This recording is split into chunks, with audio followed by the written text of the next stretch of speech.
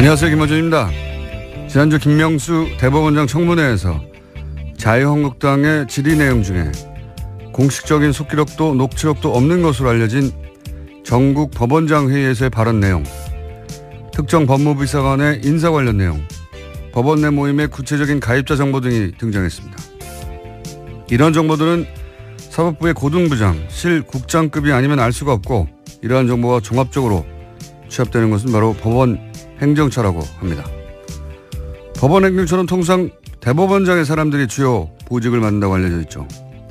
그렇다는 이야기는 현 양승태 대법원장의 측근 인사들이 차기 대법원장 후보자 인준을 맡겠다고 나선 걸 의미하는 거 아닌가요? 임기가 며칠 남지 않은 현 대법원장 체제가 차기 대법원장 체제의 출발을 이렇게까지 해방한 사례는 듣도 보도 못했습니다. 그것도 특정 정당과 결탁해서 말이죠. 이거 왜 아무도 문제 삼지 않죠? 이게 저만 이상한가요? 김어준의 의문이었습니다.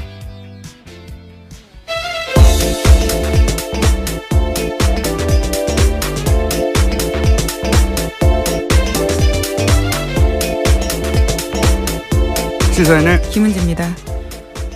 자, 유엔 총회에서 그런지 관련 뉴스가 많죠. 예. 네, 계속해서 나오고 있는데요. 도널드 트럼프 미국 대통령이 현지 시각으로 19일 유엔 총회 연설했습니다. 미국이 위협받으면 북한을 완전히 파괴하는 선택 외에는 없다라고 강조했는데요. 북한을 타락한 국가로 규정하면서 북한이 전 세계를 위협하는 무모한 핵과 탄도미사일을 추구하고 있다고도 주장했습니다. 또 북한과의 어떤 무역도 불법적 행동이라고 지적을 하고 북한과의 경제관계 단절을 유엔 회원국에 촉구했습니다. 자, 트럼프 대통령이 뭐 이런 말 하는 건 한두 번이 아닌데, 매티스 국방장관도 또 관련해서 비슷한 말을 했죠. 네. 네, 강경 발언을 이어갔습니다. 서울에 큰 피해자를 입히지 않는 대북 군사 옵션이 있다라고 밝혀서 논란이 일고 있는데요. 현지 시각으로 18일에 미국 국방부 출입기자들과의 간담회에서 한 발언입니다. 서울을 중대한 위험에 빠뜨리지 않고도 북한이 취할 수 있는 군사 옵션이 있냐라는 기자들의 질문에 있지만 자세하게 얘기하지는 않겠다라고 말했습니다. 세상에 그런 게 어디 있습니까? 예. 1차 대전이 뭐 처음부터 뭐 탱크로 쏘았나요? 예. 총 한 발로 시작된 건데. 자기네 무슨 어벤져스도 아니고. 실제로 미국 내에서 그런 비판이 나왔는데요. 예. MIT 내 핵 비확산 전문가인 비핀 나란 교수 같은 경우에는요. 허핑턴 포스트에다가 극도로 영웅적인 가정이다라고 비판했습니다. 그런 말 했어요. 예. 이건 무슨 영화에나 나온 얘기입니다. 예. 말도 안 되는 소리인데. 근데 이 목적은 최근에 이렇게 국방장관과 트럼프 대통령 모두 똑같은 메시지를 내는 것은 기본적으로 대중국 압박이라는 얘기를 뭐 국내에서도 하고 미국에서도 하고 다들 얘기를 합니다만, 이 대상이 되는 지역에 살고 있는 우리로서는 굉장히 기분 나쁜 얘기들이죠. 예. 불안감을 조정하고 있기 때문에요. 굉장히 문제가 있는 발언이죠. 그러니까요. 예. 중대한 위협에 빠뜨리지 않고 않는 군사 예비라는 게 세상에 어디 있어요. 예. 총을 한 방만 쏴도 에스컬레이션 되는 것이고, 그리고 중대하다는 게 어느 정도 중대한 겁니까? 한 100만 명 죽으면 괜찮고 50만 명 죽으면 그런 건가요? 예. 우리가 거꾸로 이런 발언 좀 해야 되겠어요. 어디다 대고. 어디다 대고. 예. 진짜 워싱턴에 중대한 위험을 빠뜨리지 않고도 우리가 취할 수 있는 군사 옵션이 있다. 누가 이렇게 얘기해봐요. 가만히 있겠나. 이거 화내야 되는 뉴스예요, 다. 자기들이 뭔데 자꾸 이런. 자, 근데 관련 뉴스가 많아요. 이런 발언들. 뭐 말로 하는 거니까 기본적으로 정치라는 게. 유엔 사무총장도 또 여기에 대해서 한마디 했겠죠, 당연히. 네, 개막 연설에서 발언을 했습니다. 전 세계는 핵전쟁을 우려하고 있다면서 오늘날 핵무기에 대한 걱정은 냉전 종식 이후로 가장 높은 수준이라고 지적하면서요. 그러면서도 정치력이 필요한 시점이다라고 강조하고 있는데요. 험악한 발언들은 자칫 치명적인 오해로 이어질 수 있다면서 최근 도널드 트럼프 미국 대통령과 북한 김정은 위원장 간의 소위 말전쟁을 지적했습니다. 이 말전쟁 지적이야 뭐 전 세계가 다 하고 있는 거고요. 저희도 매번 하고 있는 거고요. 우리나라 언론만 지적을 안 해요. 중계만 하고 이렇게 말하였다라고 보도를 하고 나서 이렇게 말하는 게 우리한테 얼마나 나쁜 것인지 혹은 이렇게 말해서는 안 된다고 말해야 되는데 중계만 하는지 모르겠어요. 트위터랑 발언만. 네, 하는 언론도 이제 있습니다. 해설이 없어요. 해설이. 스포츠 중계가 아닌데 언론이 자기 입장을 가지고 그 발언들을 해석하고 비판할 거 비판해야 되는 거 아니겠습니까? 자, 거기 또 이런 발언들이 나오면 또 전문가들 나와서 또 논평하고 그럴 텐데. 네, 어제가 9.19 공동성명 12주년이었기 때문에 또 관련된 발언들이 미국 내에서 많이 나왔습니다. 특히 눈에 띄는 것은 크리스토퍼 힐 전 미 국무부 동아시아 태평양 담당 차관보 이야기였는데요. 이 사람이 육자회담 담당자였어요. 예, 주역이라고 볼 수 있습니다. 예.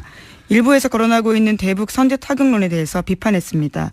북한의 핵무기를 모두 제거할 수 없다라는 건데요. 더 중요한 것은 동맹인 한국이 이를 받아들일 수 있느냐라는 문제라고 지적했습니다. 안 받아들이죠. 네, 당연히. 네, 인구 2천만이 있는 수도권에서 북한 방사포 사정권에 있는데 한국이 그 위험을 감수할 수 있느냐가 중요하다면서 어려운 선택이라고 지적한 겁니다. 불가능한 선택이죠. 예. 그리고 크리스토프 힐, 북한을 상대해서 실제 협상을 해서 결과를 내본 적이 있는 사람이죠. 이 사람은. 예, 9.19 공동성명은 굉장히 중요한 그 비핵 확산에 있어서 중요한 성명입니다.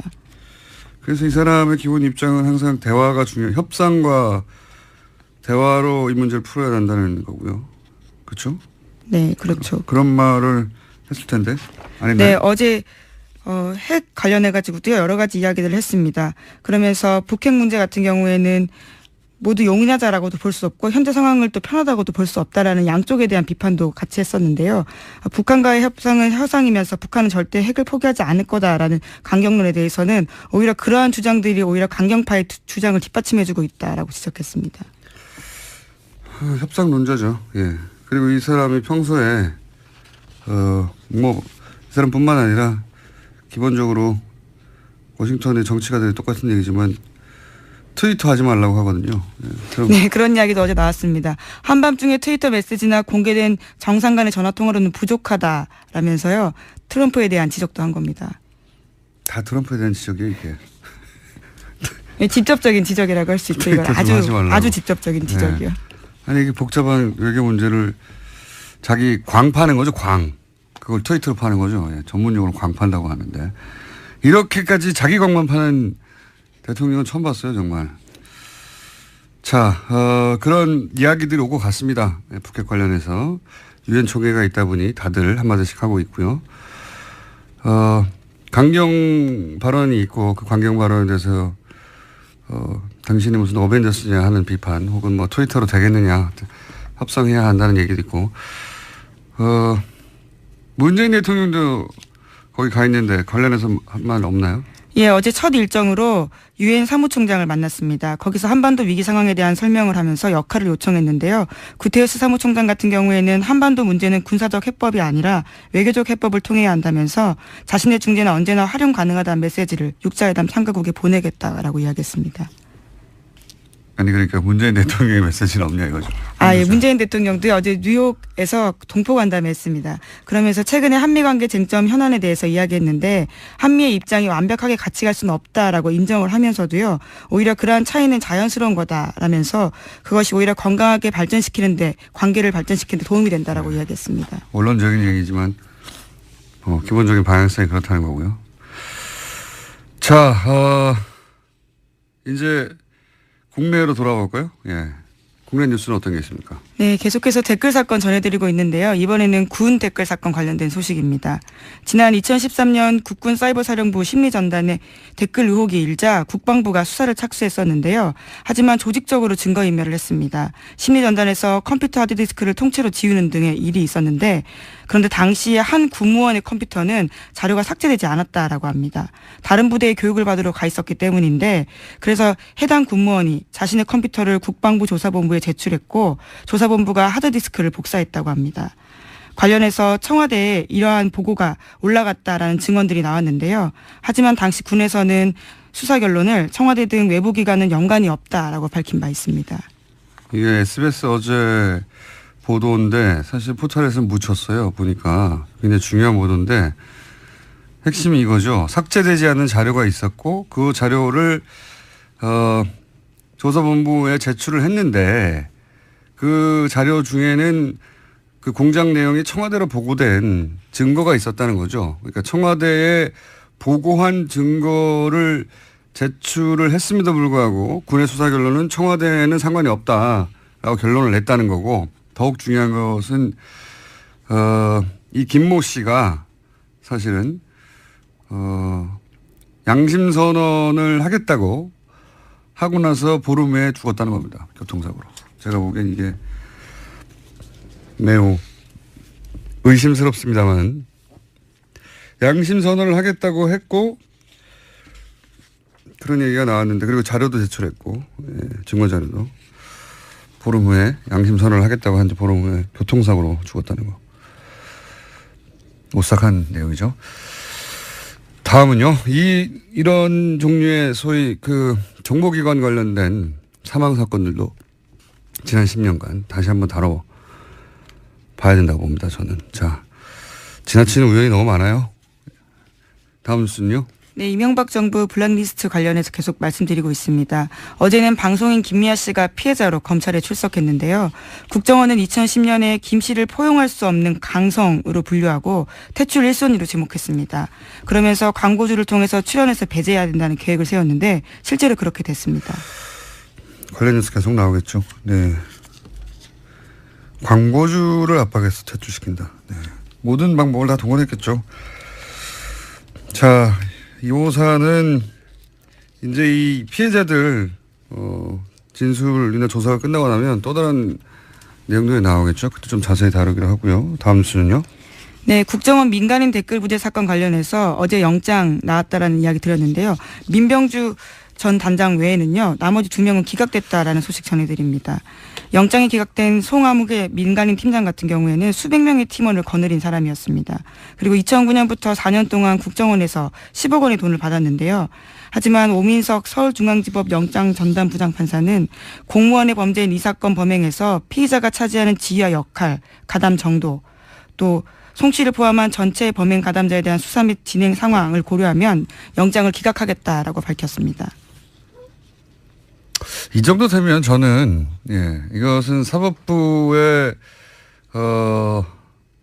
독립적인 판단을 존중하고, 또 가능하면 영장을 발부하지 않은 채 수사하는 게 인권 차원에서도 원칙이기도 하고, 그런 원론들을 말할 게 아니라 이 정도면 의도 있는 거 아닌가 싶어요. 이 민간인 팀장인데 이 팀장이 팀원이 수백 명이었고 10억을 썼는데, 그리고 예. 또 한 사람은 더 웃겨요. 영장 기각한. 또 한 사람은 국정원 직원인데 이제 이 그 댓글에 쓰라고 준 돈을 가로챘다는 거 아닙니까? 예, 자신이 가로챘다라는 겁니다.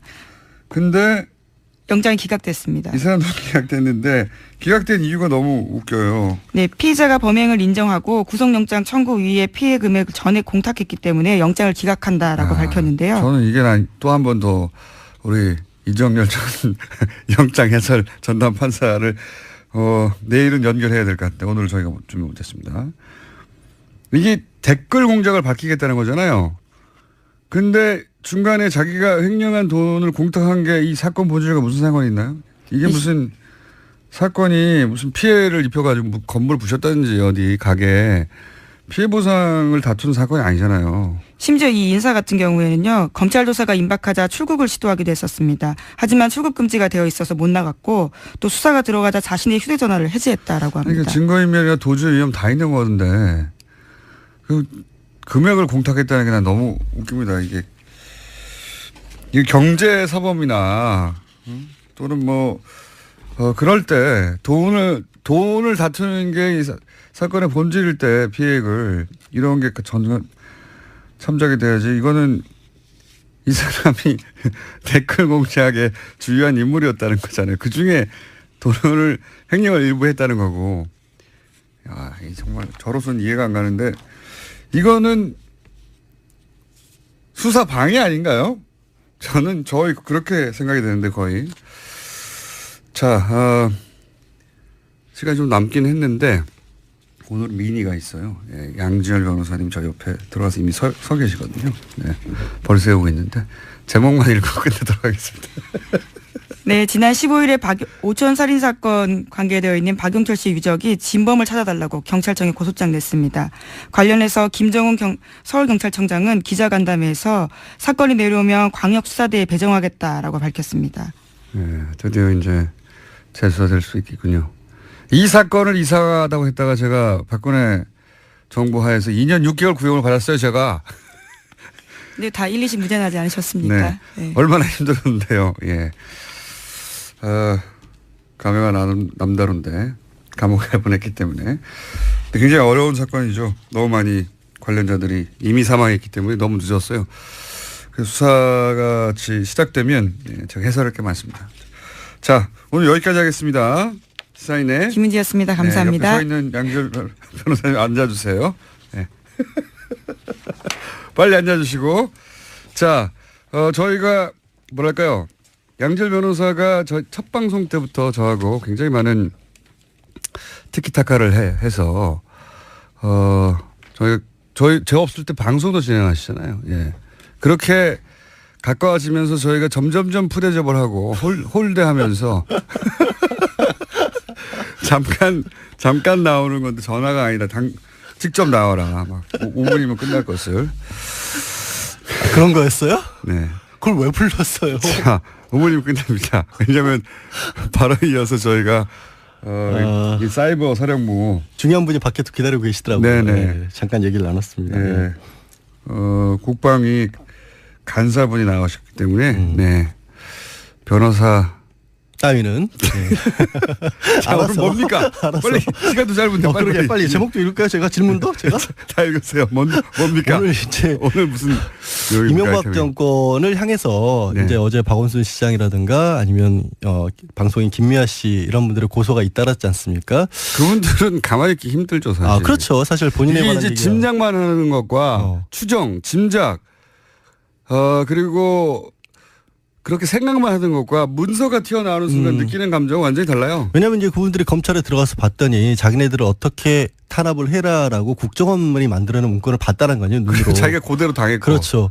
겪은 일이 그러려니 했다가 말씀하신 것처럼 네. 실제로 이게 국정원 지시로 이뤄진 거라면 도저히 가만히 있을 수 없다. 또 박원순 시장 같은 경우는 이미 2013년도에 이른바 이제 박 시장 제안 문건이라는 걸로 고소고발을 했었는데 당시에 검찰에서는 그 문건이 폰트가 좀 다르다. 아니 원래 국정원이 사용하던 거랑 그 제보한 분이 밖에 나와서 출력을 하는 바람에 우리 그렇잖아요. 같은 프로그램을 터도 버전에 따라서 조금 달라지잖아요. 아니 그리고 그 폰트가 예. 없을 수도 있어요. 그렇죠. 예. 그러니까 버전에 따라서 달라지니까. 그 컴퓨터 아니 그 버전이 똑같더라도 그 컴퓨터에 맞춘 폰트가 그렇죠. 없을 수도 예. 있으면 대체 폰트를 쓰게 되니까. 그렇죠. 그러니까 그건 다른 문건이다. 확인할 수가 없다 그래서 무혐의 처분을 했는데 이번에 원본을 다 나왔잖아요. 네. 그러니까 박 시장 입장에서는 당연히 고소할 수밖에 없죠. 그리고 박원순 시장은 사실 정말 많이 당했어요. 그러니까 시민단체 할 때부터 사실은 당했었으니까. 그렇기도 하지만 특히 이제 서울시장 출마하면서 그때부터 이제 어버이연합이 본격적으로 활동을 한 게 그 언저리거든요. 저는 정말 박 시장님 얘기를 하면 그 왜 병원에 기자들이 밖에서 기다리고 있는데 들어가서 엑스레이 사진 찍었는데 그것도 안 믿겠다고 자꾸 재검하자 그런 거 이런 것들은 정말 사람을 2번, 3번 죽이는 일이었잖아요. 국정원 원세훈 그 당시 원장이 사실은 이명박 서울시장 시절부터 쭉 정무부시장이었던 거예요. 부시장이었고 예. 행정부 장관 했었고. 그러니까 서울시장 다음은 대통령 이런 그렇죠. 인식이 머릿속에 있다 보니까 야권의 서울시장 후보들에 대해서 집중적으로 공략을 했던 걸로 보여지고요. 문건 자체가 여권 주요 인사 야권 당시 예. 야권이 있으니까 잠재 가능성이 있으므로 제압해야 한다는 식으로 나와 있어요. 그렇게 제압이라는 단어도 사용이고 예. 그러면서 제일 먼저 동원됐던 게 이제 어버이연합이거든요. 근데 어버이연합, 뭐 엄마부대 이런 데들이 나오죠. 그때는 엄마부대는 본격적으로 활동하지 않았습니다. 제가 어버이연합의 활동 역사를 아주 자세히 알고 있는데 그때 어버이연합이 그 박원순 시장 출몰하는 지역이야. 출몰하는 지역 나타나가지고 박 시장이 무슨 범죄자에 출몰을 하게. 그때 정말 웃겼던 건 이거 방송 용어가 아닌데 구호를 그대로 전달해야 사실은 당시 어버이연합이 동원된 게 확실하다는 걸 알 수 있으니까. 저도 원순 예. 네, 원순이 인연 나와 이거예요. 여성용으로 불렀었죠 당시에. 박원순 시장이 남자인지 몰랐어요. 모르는 사람들이 다 나와가지고 물러가라고 하는 거예요. 박원순 시장이 네. 남단지도 여단지도 모르는 어버이연합이었어요 그때. 사실 이제 그러니까 저는 동원된 거죠. 엄마부대 얘기를 했던 건 왜 그랬냐면 요즘에 유명해지셨잖아요. 주옥순 엄마부대 대표. 네. 얼마 전에 검찰 소환 조사를 받았는데 본인은 떳떳하다. 왜냐하면 돈 떼먹은 적 없다. 돈 떼먹은 적은 없다. 돈을 받은 건 맞는데. 제안을 했고 내가 제안 받은 바에 따라 다 일을 했다라는 식의 그런 진술을 했었기 때문에 돈을 받고 그런 일을 하면 안 된다는 인식이 없는 거죠. 그렇죠. 예. 예. 그러니까 정당한 일을 했다라고 생각을 하신 거죠. 뭐 그런 진술을 했다고 지금 알려졌습니다. 그러니까 아버연합은 그때 예. 활동 초창기였다니까요, 제가. 예. 박원순 서울시장이 남자인지 여자인지도 모른 채 떼거리로 몰려온 거예요, 거기에. 그래서 예. 나오라고 막. 예. 예. 하여튼 이제 오늘 주제는 그건 아니고 박원순 시장님은 남자분 맞습니다. 예, 저도 몇 번 뵀는데 남자분이 확실하고요. 근데 이제 이게 이제 결국에는 향하는 게 이명박 대통령을 향해서 가고 있잖아요. 그러다 박 시장이 보니까 어제 이제 이명박 대통령 예. 측근 쪽에서는 이게 이제 뭡니까? 정치적 보복이다. 정치적 보복이고 국정원이 근거도 없이 기밀을 누설하고 있다라는 이거는 이제 이명박 대통령이 직접 내놓은 건 아니고요. 네, 뭐 측근으로 측근의 알려진 이름을 사람들이 불러서. 언론을 향해서 주장하고 있는 건데 그럼 측근이 혼자 알아서 했을까요? 알아서 했겠죠. 지금 지금 입장 발표를 안 하고 있잖아요. 아니 왜냐하면 원세훈 전 원장이 이미 지금 유죄 판결을 받았고 그거는 공직선거법이나 정치자금법 위반 국정법 위반이니까 좀 떼낼 수 있다고 쳐요. 근데 이번에 언론 탄압이라든가 연예인 문건 같은 경우에는 피해자들이 명백하게 있잖아요. 공무원의 불법 변호사님? 폐기에 대해서 예. 평상시처럼 한 20분 시간이 되신 줄 아나 본데 예. 빨리 앞으로 5분밖에 안 남았어요. 빨리빨리 얘기해주세요. 그러니까 말을 끊지 마세요 중간에. 그렇게 피해자들이 명백하게 있는데 예. 중간에 자기 직속 부하잖아요. 대통령 직속 기관이잖아요. 국정원은. 네. 그 국정원에 유일하게 보고할 대상이 대통령입니다. 그렇죠. 국정원이 불법 행위로서 피해자가 나왔다라면 이거는 국가배상 책임을 져야 될 문제일 수도 있어요. 관리자 책임을 물어서. 당연히 국가배상 책임을 이렇게 지금 소송도 그렇게 한다는 거예요. 그렇죠. 예. 민사하고 형사하고 나눠서. 그러면 이런 정도 상황이면 관여를 안 했더라도 설마 정말 아무 상관이 없어 원전 원장이 알아서 했더라도 부하 직원 잘못했다라는 얘기는 나와줘야 되는데 대통령으로서 책임을 통감한다. 그렇죠. 뭐 이렇게. 오히려 예. 정치보복이라는 얘기가 나오고 있다는 거죠. 근데 기밀 누설이라는 얘기는 근거가 전혀 없는 게 현재 그 국정원에서 2개 TF가 가동 중이에요. 네. 개혁위가 하나 있고 적폐청산 TF가 있는데 적폐청산 TF가 지금 실제 국정원 내부의 서버들을 보고 있는 거죠. 저는 이 사건도 박 전 대통령 사건이랑 많이 유사하다고 보는데 그때 당시 컴퓨터 사용했던 것들이 메인 서버에 그대로 저장돼 있다는 것을 아마 몰랐던 사람들이 좀 있는 것 같아요. 네, 하여튼 그래서 그 메인 서버에 있는 것들을 다 들여다보고 있는데 이거는 현재 국정원장이 내부 직원들하고 외부에서 파견 나온 검사를 동원을 해서 법적 근거가 있다는 말씀이죠. 덜어보는 거죠. 법적 근거가 당연히 있다는 너무 길게 거죠. 얘기하지 마시고요. 법적 근거가 있다. 그리고 오케이. 정치 보복이냐? 정치 보복이다. 정치 예. 보복이라면 없는 걸 만들어내거나 그렇죠. 있지도 않은 사실을 조작해서 뒤집어 씌울 때 뒤집어 보복은- 씌우거나 아니면 정말 콩알 많은 걸 가지고 정말 매주를 쓸 때 정치 보복이라고 하는데 지금은 있는 사실 그대로 나오고 있는 것 뿐이거든요. 여기에 대해서는 두 가지 다 문서만 가지고 들이대고 있고 피해자들이 나와서 내가 이렇게 피해 당했다고 하는데 그 피해가 고스란히 문서에 써 있는 계획이야. 그렇죠. 계획이 실행된 결과로 그 피해자들이 나도 당했다고 나온 거거든요. 저도 이거 지금 들고 있는 게 그때 당시 KBS 추진방안 문건인데 말들이 정말 웃겨요. 음모 분쇄, 편파 방송 획책, 뭐 고강도 인적 쇄신.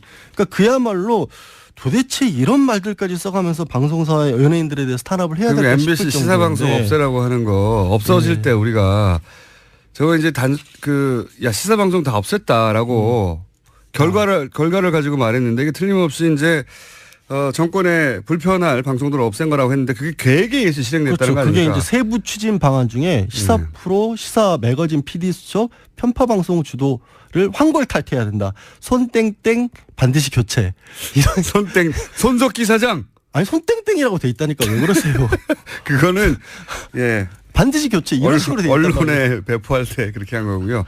반드시 교체 당했죠. 교체 당했잖아요. 현실로 나왔잖아요. 피해자세요 이분도. 손석희 사장님 고소고발 하십시오. 그러니까 이런 게 이제 남은 건 연결고리를 찾는 건데 원전 원장의 어떤 자백을 받아내거나 아니면 원전 원장이 청와대를 통하는 동안에 청와대 보고가 들어간 건 확실하니까 그 문건을 잡은 청와대 그 보고실 참모들. 이제 대통령 아마도 독대했을 텐데 독대 시에 문서를 들고 가서 주고 받고 하진 않았을 것 같아요. 아, 근데 가능성이 있는 게요. 그거를 뭐 남기지는 않았을 거예요. 근데 이거는 다른 사안입니다만 지금 김관진 전 국방장관에게 보고했던 문건들 같은 내용들이 김관진 장관에게 남아있진 않은데 누가 가서 내가 김관진 장관에게 보고했다라고 일시하고 문건 내용까지 적은 식으로 그러니까 기억이 나는 거예요. 김관진 국방장관이 대통령에 보고할 문서를 내가 들고 가서 김 장관에게 보고를 했다. 보고했고 그래서 그 문서를 들고 갔다. 뭐 이런 확인했다. 식의. 이런 식의 것들이 나온다라는 거예요. 그 간접적으로. 그런 것들이 좀 쌓인다라고 한다면 늘 얘기하다시피 가리키는 정황 화살표가 너무 많고 뚜렷하다면 피할 수 없을 수도 있죠. 확인해야 되죠. 그러면 지금 양 변호사님의 추정으로 마지막 질문인데요. 네. 이명박 전 대통령이 요 사건 관련해서 소환될 거라고 보십니까? 저는 가능성이 굉장히 높아져 가고 있다. 높아져 가고 있다. 국정원 나왔고 군이 나왔잖아요, 벌써. 일단 근데 이제 그 민사 형사를 이 피해자들이 다 걸었기 때문에 최소한 참고인 조사로라도 받아야 될 상황은 되어 가곤 합니다. 그렇죠. 최소한. 예. 당사자니까 사실은 이제 고소의 당사자죠. 그 참고인을 불릴지 뭘로 불려올지 모르지 소환 가능성이 좀 높아지는 것 같아요. 근데 명확한 건 좀 찾긴 해야 될 거예요. 그래 어쨌든 국정원 전직 대통령이고 추정이나 혹은 주장만으로는 소환되지 않을 것 같고요. 좀 더 구체적인 문서가 나와야 소환될 것 같은데 이제 가시죠. 갈게요. 지금까지 몸과 마음이 순수한 양지열 변호사였습니다. 이것도 제가 합니다 이제. 다음 주에 뵙겠습니다.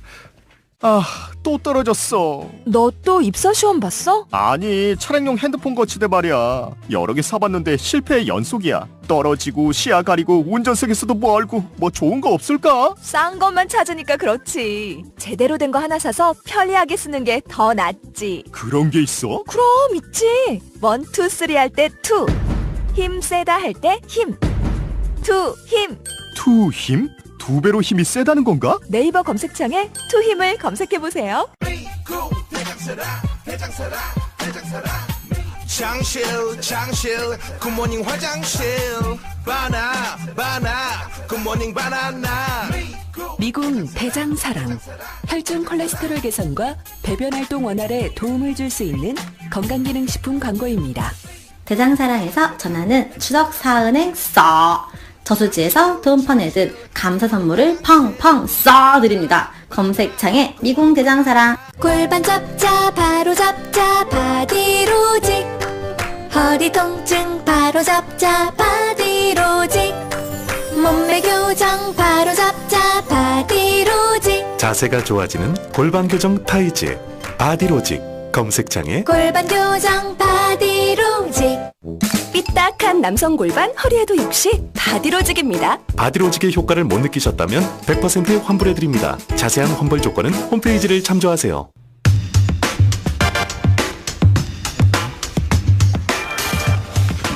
이명박 정권 시절 사이버 사령부 댓글 조작 사건.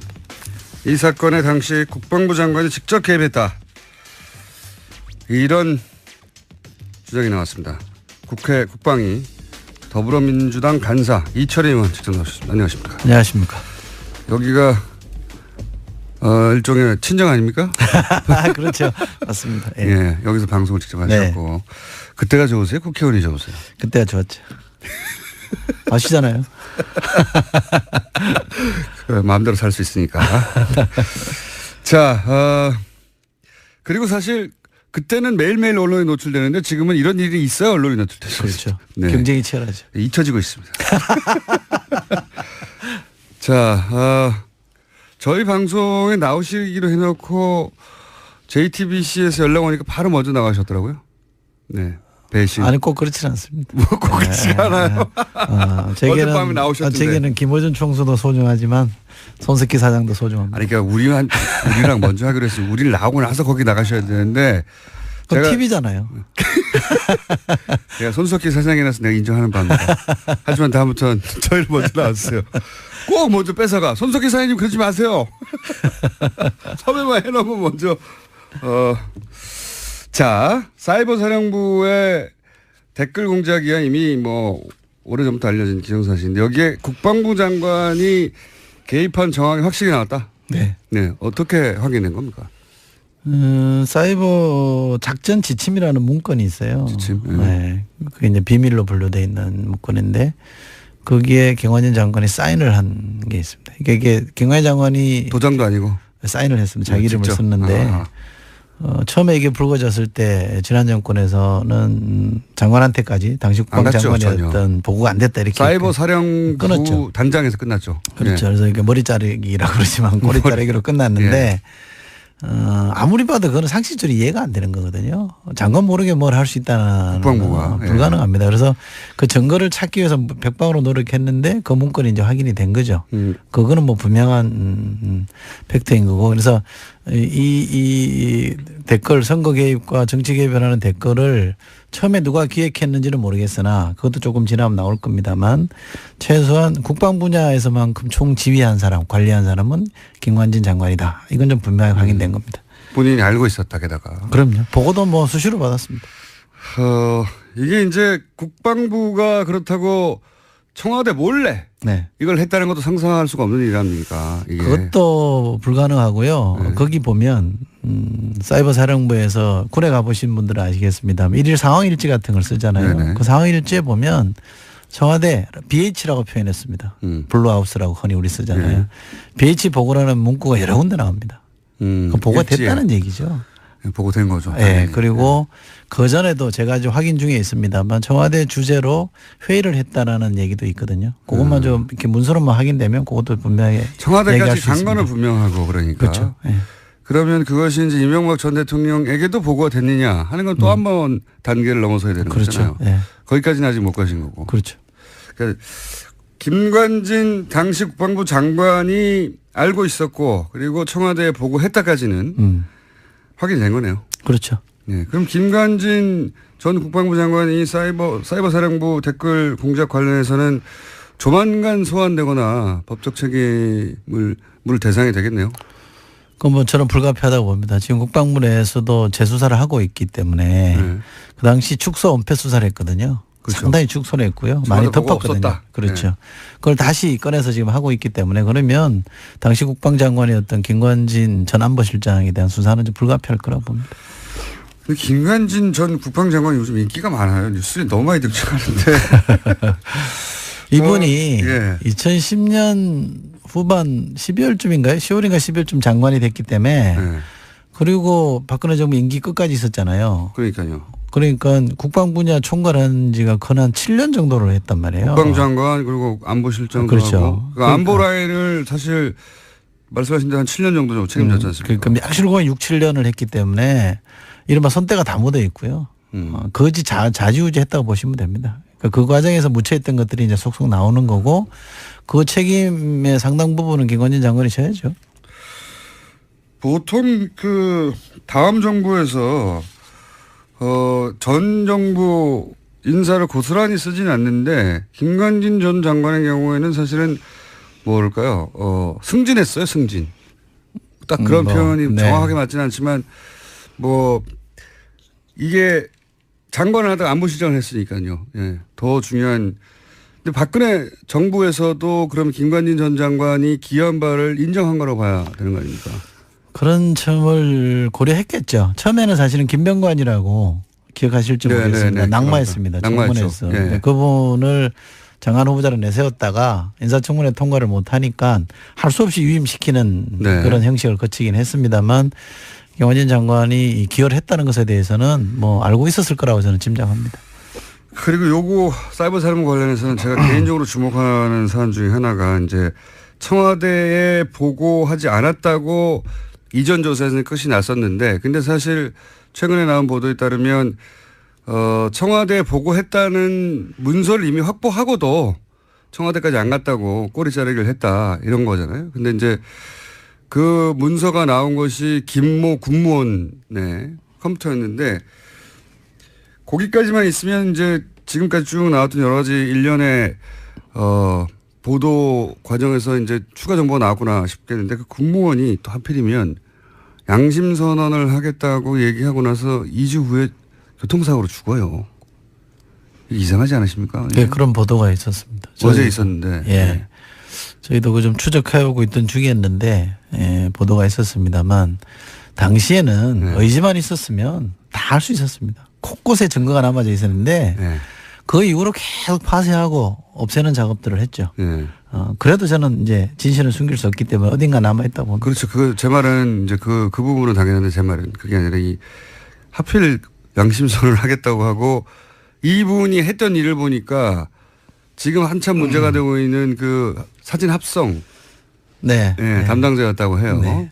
근데 본인이 아니라 군무원이고 그리고 이제 이게 문제가 되니까 본인이 양심선언을 하겠다고 했는데 양심선언을 하겠다고 한 다음에 2주 후에 교통사고 너무 우연이지 않습니까?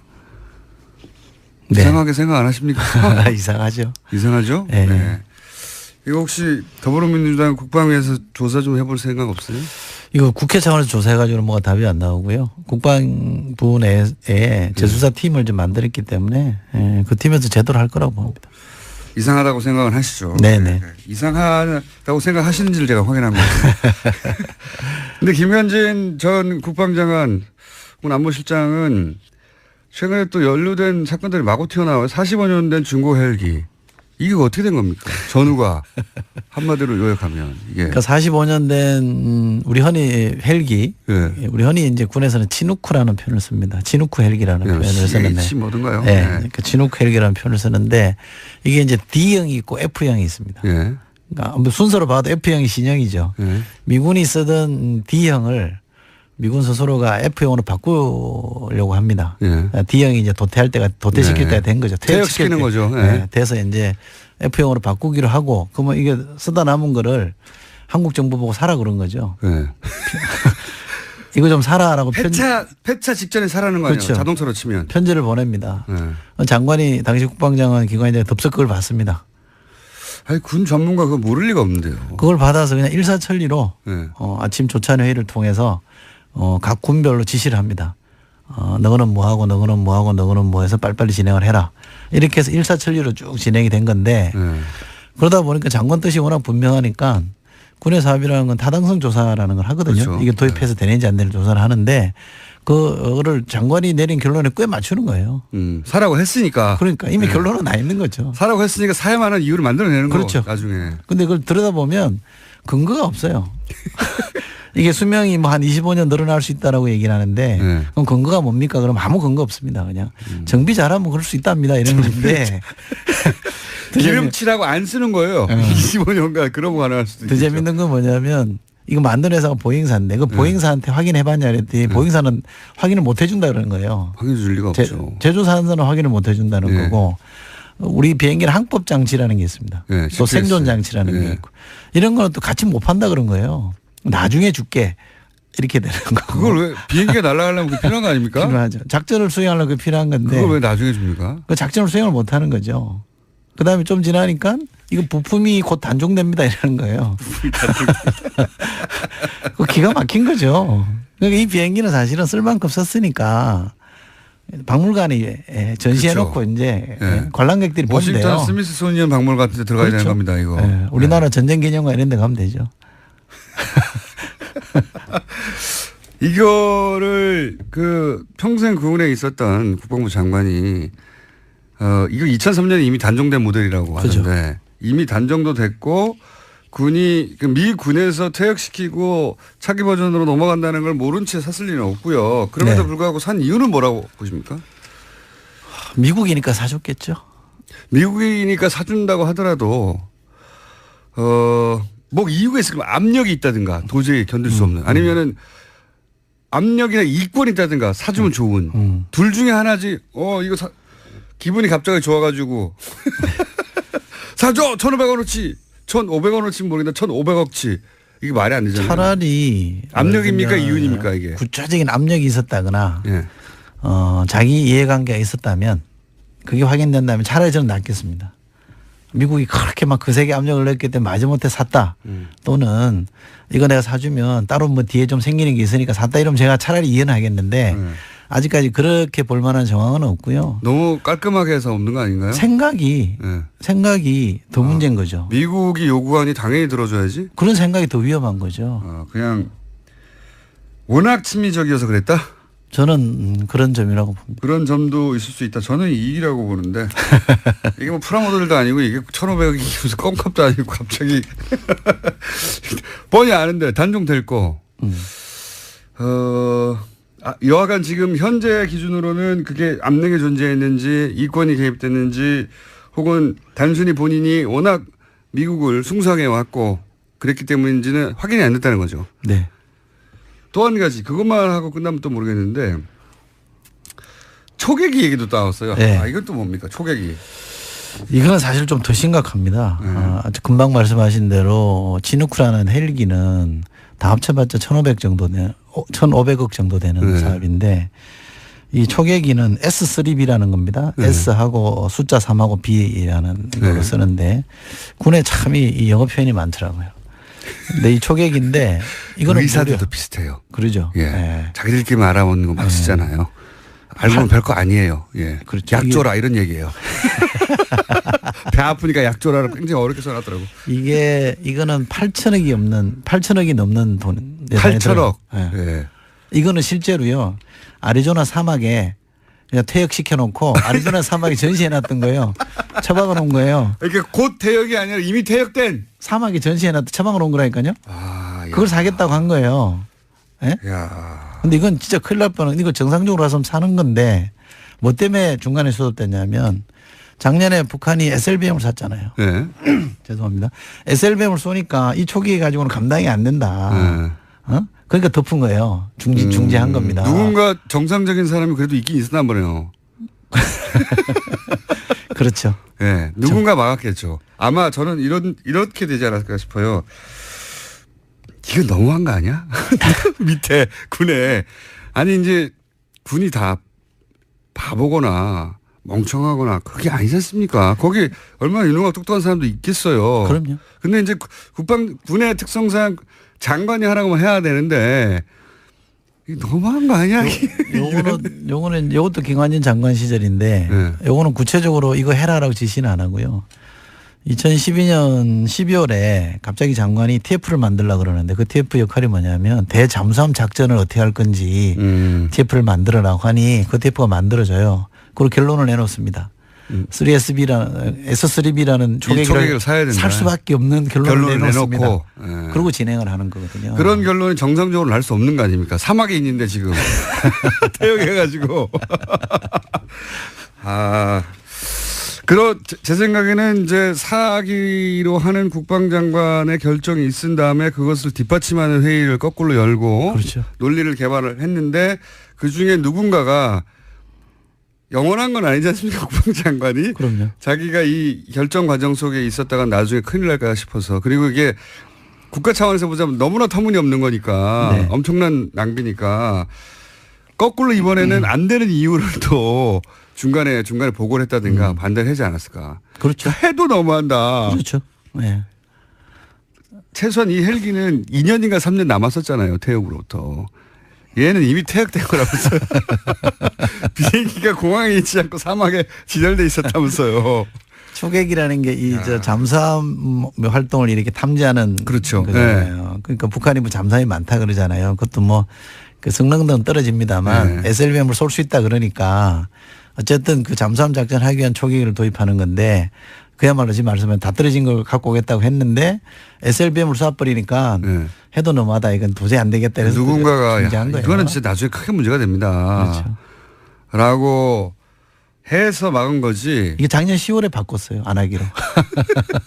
그리고 또 한 가지 또 저희 가설은 최순실 게이트 터지면서 큰일 났다. 이거 빨리 다 덮어라.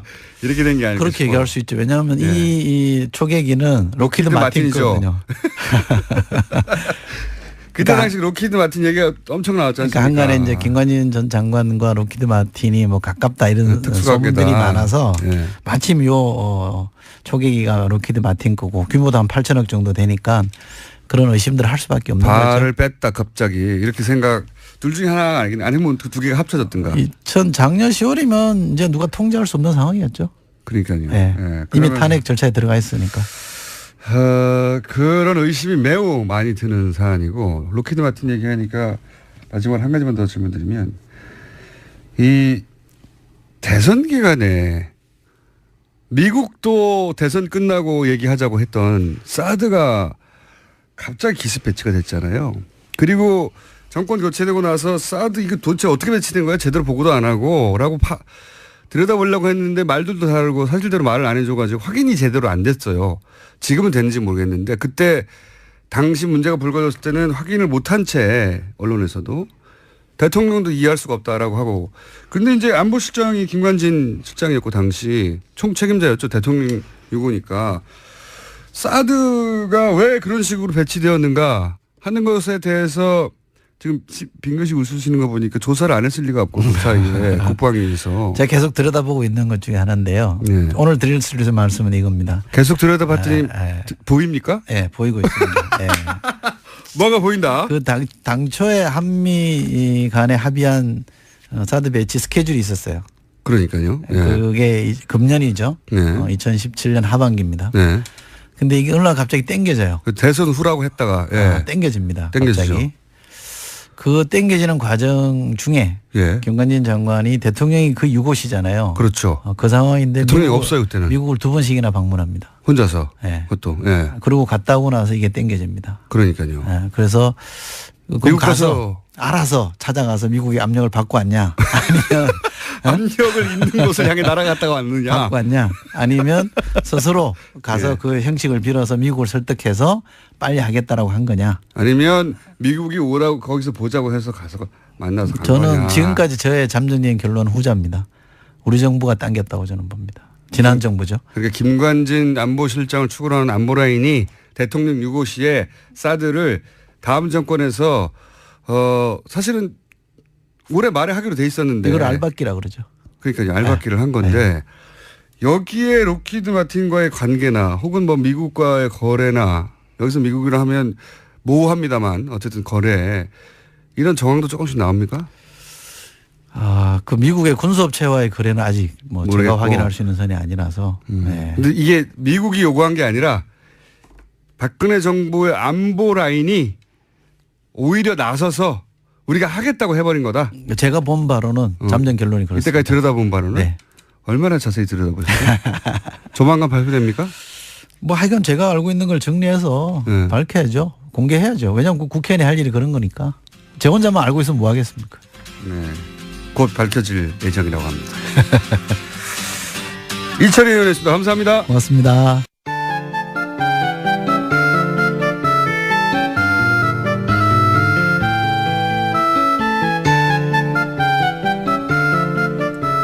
일주일을 기다린다고 하는 시간 노르가즘 노회찬 정의당 원내대표 나오셨습니다. 안녕하십니까? 예, 안녕하십니까? 문자가 쏟아지는 시간. 자, 저희가 제작진이 하는 말이 어제 정의당에서 연락이 와가지고 원내대표시니까 정의당에서 뉴스공장 공개방송이 몇 시에 끝나냐고요. 저녁에 중요한 일정이 있다고. 이분들 뉴스공장을 안 듣고 있는 거예요. 아니 저녁에 듣고 있는데 예. 공개 방송이니까 예. 나는 사람들 청중이 있는 줄 알고 청중은 있어요. 청중이 눈앞 이제 오프라인에 있는 줄 알고 오프라인도 있어요. 아 그래요? 네. 근데 아침에 한다면서 라이브로 합니다. 근데 새벽에 오는 겁니다. 그분들이. 실제로? 실제로. 이상한 청중들이네. 그분들이 희귀한 청중들. 물론 아직 그분들이 오지 않았기 때문에 얼마나 올지는 모르겠습니다만은 지난 겨울에 했던 저희가 한번 해봤거든요. 꼭두 새벽에 한번 해볼까 하고 해봤더니 이 새벽에 7시 시작하려면 집에서 나오려면 5시쯤 나오셔야 되잖아요. 적어도 서울에 계셔도. 설마 5시 몇 명 오겠냐. 10명 올 것이다 했는데 1000명이 왔어요. 실제로? 네. 1000명 이상이 왔습니다. 네. 그렇기 때문에 바글바글 한 채 하시게 될 거예요. 이상한 분들이 많다는 걸 제가 몰랐네요. 새벽잠이 없으신 분들. 자, 다음 주 화요일입니다. 예, 다음 주 화요일이고. 그래서, 이게 녹화로 하겠거니 생각하셨구나. 네, 예. 예. 새벽에 라이브로 합니다. 아, 그러시군요. 네. 처음 하셨군요. 그날 오시면은 새벽에 길을 길게 서 있는 거 보실 수 있습니다. 새벽에. 예. 네, 그분들에게 물어보세요. 왜 이러시냐고. 자, 첼로 꼭 들고 오시고요. 입당호서 들고 오세요. 입당호서 제가 자필로 하나 써가지고 입당함 이렇게 그날 제출할 테니까 네. 첼로 들고 오셔가지고 서로 교환하는 것으로. 자, 많습니다. 또 오늘 일주일 사이에 또 많은 사건이 쌓였어요. 우선 내일 바로 김명수 대법원장 후보자 인준 처리하는 날인데 지금 자유한국당과 바른정당은 이미 뭐 부결 의견을 당론으로 정했기 때문에 남은 것은 그리고 민주당하고 정의당은 통과시키는 것으로 정했으니까 남은 것은 국민의당입니다. 근데 이 정도 사안 되면은 국민의당 입장을 정해야 되는데 자율투표에 맡긴다고 하고 있어요. 이거 어떻게 생각하십니까? 예, 저는 굉장히 비겁한 행위라고 생각됩니다. 이 중요한 문제에 대해서 찬성하든 반대를 하든 명확하게 자기 뜻을 갖다가 이렇게 밝히는 게 더 필요한데 지금 말은 자율투표라고 하지만 당론이 없다고 하지만은 부결됐으면 좋겠다라는 그런 사인이야 다름없거든요. 왜냐하면 뭐 저도 원내대표를 맡고 있습니다만 이 사안이 부결되면 결코 안 되겠다 싶으면은 이건 당론으로다가 그렇죠. 찬성이다라고 이렇게 하는 거죠. 설득을 하고. 예, 설득도 해야 되는 것이고 이 그냥 내버려둔다는 얘기는 만에 하나 부결돼도 좋다고 만에 하나가 가급적이면 부결됐으면 가급적이면. 예. 다만 그러면 왜 부결을 당론으로 안 하느냐. 부결에 대한 책임은 지고 싶지 않다는 거죠. 그렇죠. 예. 부결시키고 싶은데 그 책임은 지고 싶지 않으니까 자율투표라고 하는 거 아닙니까? 가급적이면 부결되는 상황을 가급적 만들고 싶다. 다만 부결의 책임은 지고 싶지 않다. 지난번에도 부결됐을 때도 보면은 한편으로는 힘을 과시했다고 얘기해놓고 또 다른 한편으로는 반란표는 민주당 안에서 나왔을 것이다. 이런 식으로 이제 책임을 전가하지 않았습니까? 원래 이 자율이라는 게 자율신경이라는 거는 무의식적으로 작동하는 신경들 호흡이라거나 가만히 있어도 되는 이게 자율이거든요. 그러니까 그냥 의식 없이 무의식 상태로 투표하겠다. 정신 없는 분들이죠. 정신 없는 분들이죠. 아니 이게 사법부 수장이고 지금 헌재 수장도 공석이기 때문에 이 정도 되는 인사면 당의 당론이 있는 게 맞는 거죠. 찬성해서 거기 정치적 책임을 지든 반대해서 정치적 책임을 지든 책임을 져야 되는데 지금 우리 사법부가 단순히 임기가 이제 다 가득 찬 대법원장이 물러나고 새 사람이 필요한 그런 수준이 아니고 사법부에 대한 신뢰도가 OECD 회원국 중에서 제일 낮습니다. 우리가. 바닥이고요. 그다음에 법관들에게 여론조사를 갖다 한 결과를 보면은 법관들이 대법원 수뇌부를 갖다가 신뢰하지 않아요. 눈치 보고. 사법부 자체가 지금 중증 환자예요. 그렇다면 이게 비상한 대책이 필요한 상황인데 다행히도 대통령이 처음 이렇게 생각했던 사람은 아니지만 몇 사람이 추천된 사람이 고사하면서 세 번째, 네 번째로 이렇게 지금 지명이 된 사람인데 오히려 이제까지 거론되던 분들보다 더 적임자다. 그동안에 사법부에 대한 개혁에 대한 의지가 실천적으로도 검증된 분이거든요. 그리고 대법관 하지 않았다는 거는 이번에는 좋은 경력이라고 봅니다. 과거의 관행에 물들지 않았다는 점에서요. 그리고 이제까지 30년을 재판한 사람인데 단 한 건도 편향된 판결이라고 지목된 적이 없는 사람이에요. 법원 내에서는 굉장히 존경받고 존중받는 분이거든요. 그래서 저는 문재인 정부가 운이 좋다고 봐요. 어떻게 이런 사람을 구했는가 싶을 정도로. 그게 싫은 거죠. 그러니까 지금 망가진 사법부를 갖다가 바로 고칠 수 있는 의사가 한 명 힘들게 구해졌는데 그 의사 나는 마음에 안 든다. 왜 마음에 안 드냐. 그건 당신이 지명했으니까 마음에 안 든다. 이 얘기 아니에요. 그거 하나밖에 없죠. 그거밖에 없는 거죠. 결정적 하자는 없다. 하자는 없는 것으로 보인다라고도 말해요. 그런데 문재인 정부가 지명했고 그리고 그 이전에 보수 정당이 마음에 들어했던 양승태 체제하고는 반대로 갈 것 같으니까 싫어하는 거겠죠. 그러니까 너 잘 되는 거 싫어 이 얘기죠. 근데 그게 커져가지고 대한민국 잘 되는 거 싫어 지금 여기까지 온 거죠. 자, 그런데 이제 이 김명수 대법원장 후보자 인준을 막고 낙마시키려고 하는 시도가 사실은 청문회에서 있었고 그 청문회에 등장한 정보들을 보면 예를 들어서 전국 법원장 회의에서 발언 내용, 특정 인사 정보, 법원 모임 정보 이런 것들은 법원 제가 여러 군데 물어보니까 이건 법원 행정처에 기본적으로 취합되는 정보라고 그렇게 생각해보면 법원 행정처가 현재 법원 행정처가 며칠 남지도 않았는데 양승태 체제가 다음 대법원장 후보자의 인준에 방해가 되는 정보를 자유한국당에 줬다 이렇게 추정할 수 있는 내용 아닙니까? 이러면 정말 전례가 없는 거 아닙니까? 현 대법원장 체제가 저도 상당히 그 의아하게 생각하는 것이 그때 나온 여러 가지 그 정보들은 네. 법원 행정 전반을 들여다볼 수 있는 소수의 사람만이 알 수 있는 정보이기 때문에 네. 그냥 뭐 지방에 있는 어떤 법원장 이런 사람들이 알 수 있는 게 아니거든요. 그러니까요. 그래서 그것이 왜 어떻게 나왔는가에 대해서는 저는 조사가 필요한 대목이라고 봅니다. 지금 조사하다가 덮어버린 그 사법부 블랙리스트. 네네. 판사들에 대한 블랙리스트가 지금 그 컴퓨터 안에 들어가 있는데도 그 컴퓨터가 업무용으로 쓰고 있다는 이유로다가 말도 안 되는 거죠. 대법원의 컴퓨터가 한 대입니까? 그러니까요. 업무용 필요하다면 내 것도 빌려줄 수 있어요. 근데 그걸 다른 판사가 업무용으로 쓰고 있다는 이유로다가 열어볼 수 없다는 거예요. 네, 말도 안 되는 거죠. 이런 것들이 재조사가 돼야 되는데 그 과정에서 지금 이런 이제 어찌 보면 이제 내부 정보죠. 그렇죠. 대법원장은 그 국민으로부터 권한을 위임받은 국회에서 청문회를 거쳐가지고 적절한 또 국회 표결을 거쳐가지고 이렇게 임명이 되는 자리인데 여기에다가 이상한 정보를 갖다가 역정보나 이런 걸 갖다가 흘리는 그 어떤 배경이 무엇인지 또 누가 있는지는 반드시 밝혀내야 된다고 봅니다. 그런데 그 배경이 이런 추정과 정황 혹은 뭐 추측처럼 실제로 현 대법원장 하에 사람들이 그 정보를 줬다면 이거는 듣도 보도 못한 일입니다. 임기가 며칠 남지 않은 현 대법원장 체제가 다음 대법원장 체제를 사보타지한다는 거 아닙니까? 그렇게 해석될 수 있는 일이잖아요, 이게.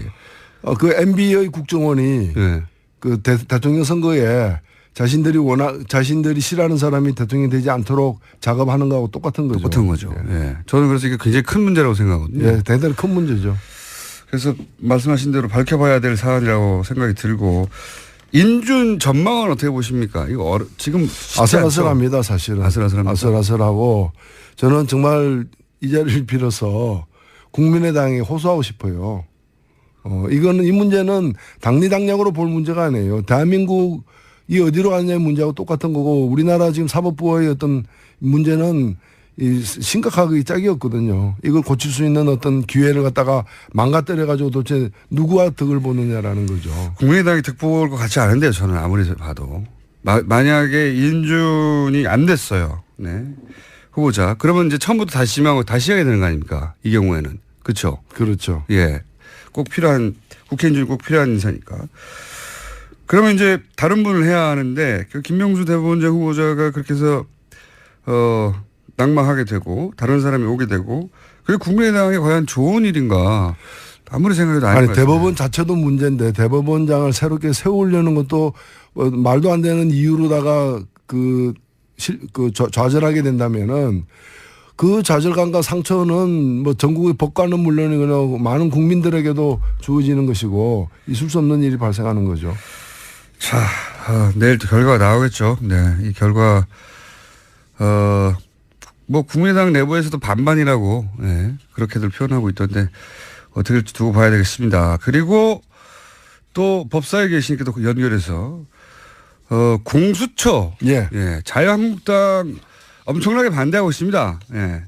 자기들을 사찰할 거라고. 정확한 얘기죠, 뭐. 정확한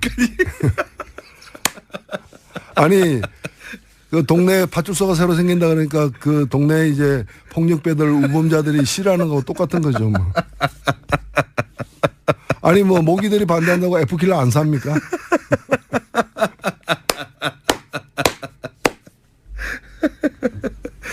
예. 말로 디스하는 것은 제가 보기에는 다른 애경지에 오르셨기 때문에 모기들이 반대한다고 F킬러를 안 삽니까? 공수처가 뭔지 간단하게 설명해 주시고 왜 필요한지도 잠깐. 네, 고위공직자 범죄 수사처인데요. 이제까지 고위공직자들에 대한 그 여러 의혹이나 범죄가 발생할 때마다 검찰이 덮거나 또는 이제 이 수사 자체를 이제 좀 편향되게 하거나 네. 이 가볍게 솜방망이 처벌하는 이런 일들이 굉장히 많았어요. 네. 많다 보니까 뭐 대안으로서 이거는 검찰에게 맡기지 말자, 특검하자 이런 얘기가 바로바로 나오지 않습니까? 항상 해왔죠. 대표적으로 우리가 겪은 게 이제 이 박근혜 국정농단 사건 같은 경우에도 9월 달에 이제 최순실 등 이름이 거명되기 시작했는데 석 달간이나 묵혀놔가지고 수사 제대로 안 한 바람에 수사에 증거인멸 많이 됐죠. 수백만 명의 국민들이 촛불 들고 나올 정도까지 된 거죠. 그래서 그 특검을 갖다가 하는 것도 한계가 있기 때문에 일종의 상설 특검을 제도화하는 게 공수처입니다. 그래서 현재의 일반 검찰과 별도로 고위공직자들만 수사하는 대통령 친인척과 대통령과 그 친인척과 국회의원 장성급 장성급 장교들 그다음에 판사 검사 다 포함됩니다. 네. 그러니까 그동안은 유전무죄 아니라 권력이 있으면 유권무죄가 됐던 유권무죄가 됐던 그런 권력층들을 갖다가 별도로 제대로 수사하게 하는 검사가 비리를 저지르면 검사가 수사해야 되는데 자기들끼리 봐주는 거 아니냐 이런 얘기 많이 나왔지 않습니까? 그렇죠. 예.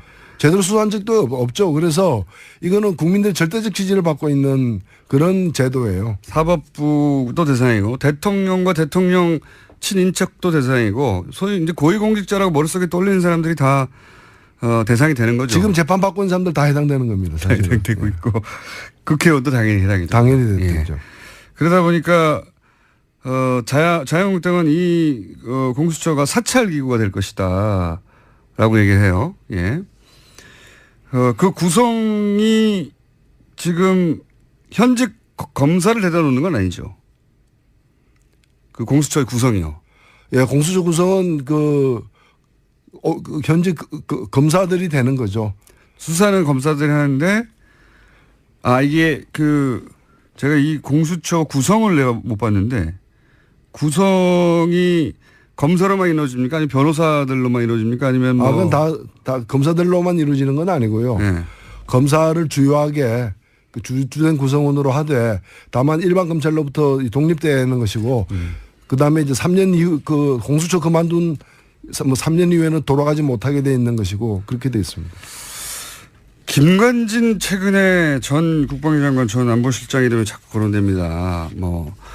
저 초계기부터 헬기 퇴역 직전 초계기나 이미 퇴역한 그리고 이제 사이버 사령부 사인도 있다. 대통령 그러니까 사이버 사령부가 댓글 공작하는 것을 알고 있었다는 얘기도 나오고 사드 기습배치에도 지금 주요한 책임이 있는 것으로 지금 추정이 되고 있고 요 일련의 사태에 대해서는 할 말 없으십니까? 국방비리 예, 그 부분은 특히나 이제 그 사이버 사령부의 어떤 그런 탈법적인 불법적인 사찰 행위에 그게 이제 물론 이제 명분은 자기들이 만든 것 같아요.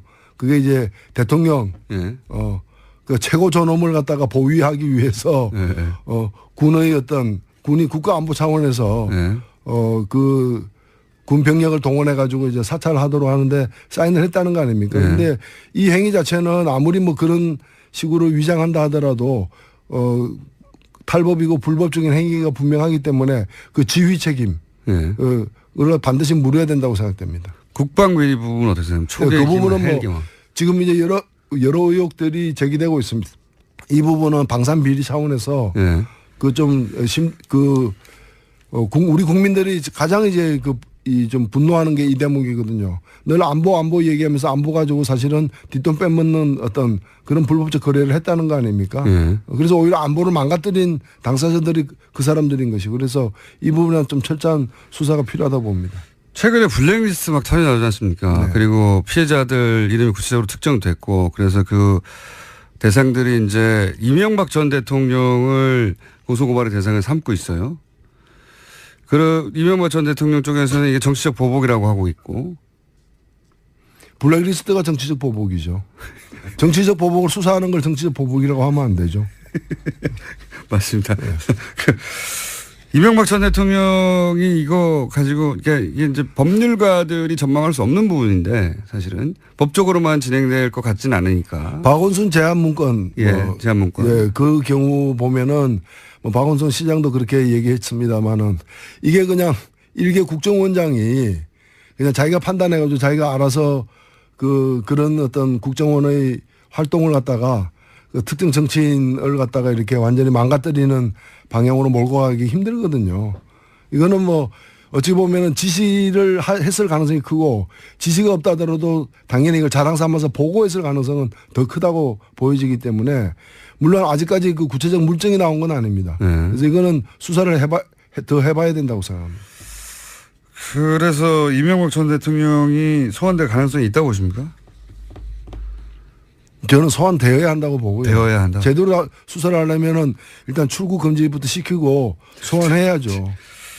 대통령은 홀로 가지 않는다. 홀로 가지 않는다. 한국 정치의 이게 징크스 같은 건데 그 전에도 한 명이 구속되고 또 한 명 구속됐잖아요. 전두환 노태우. 홀로 가지 않는다. 아, 이게 박근혜 전 대통령이 구속됐기 때문에 홀로 가지, 바로 그 전임자 다 물려준, 유산을 물려준, 국정원 유산을 물려준, 그 전임도 간다 이렇게 말씀하신 거고. 전술핵 재배치를 자유한국당이 주장하면서 미국 갔다 온 건 어떻게 보십니까? 미국에서는 안 된다고 이제 당연히 했다고 하는데. 참 유례 없이 핵 구걸단이 이제 방매한 거죠. 한 핵 주십시오. 뭐 이렇게 한 핵 주십시오. 이게 정말 작년에 왔던 각설이들이에요. 이게 때가 되면 나타나가지고 전술핵 배치하자. 안 되면 핵무장하자. 이게 지금 핵무장하는 방법이 있어요. 미국이 절대로 허용하지 않을 거니까 일단은 한미동맹을 파괴해야 됩니다. 그렇겠죠. 예. 파괴해야 되고 그리고 핵무장하려면 차라리 북한에다가 한핵 팔아라. 한핵 구걸단. 그리고 이게 핵으로서 핵을 막을 수 있는 게 사실 아니거든요. 예. 예를 들면 우리가 우리 청취자 여러분들도 집에 권총 있으면 밤에 안심됩니까? 오히려 집에 권총 있으면 밤에 더 불안할 거예요. 권총이 있어본 적이 없어가지고. 그러니까 예를 들면 권총 광도가 나타났다고 해가지고 집집마다 권총을 갖고 있으면 어떻게 됩니까? 옆집이 권총을 들고 우리 집으로 쳐들어오지 않을까 생각도 되겠죠. 지금 우리가 핵을 갖게 되면은 북한 핵 보유하려고 하는 걸 지금 핵 개발하는 걸 묵인할 수밖에 없는 거고. 인정할 수밖에 그다음에 없죠. 일본 핵무장하는 것도 우리가 반대할 수가 없는 거고 대만도 되고 그렇게 되면은 안 그래도 우리가 세계 최고의 원자력 발전소 밀집 지역인데 핵무기 밀집 지역. 전 세계적인 핵무기 밀집 지역. 골목마다 핵이 있는 핵 사이를 누비면서 살아가야 되는 위험천만한 상황이죠.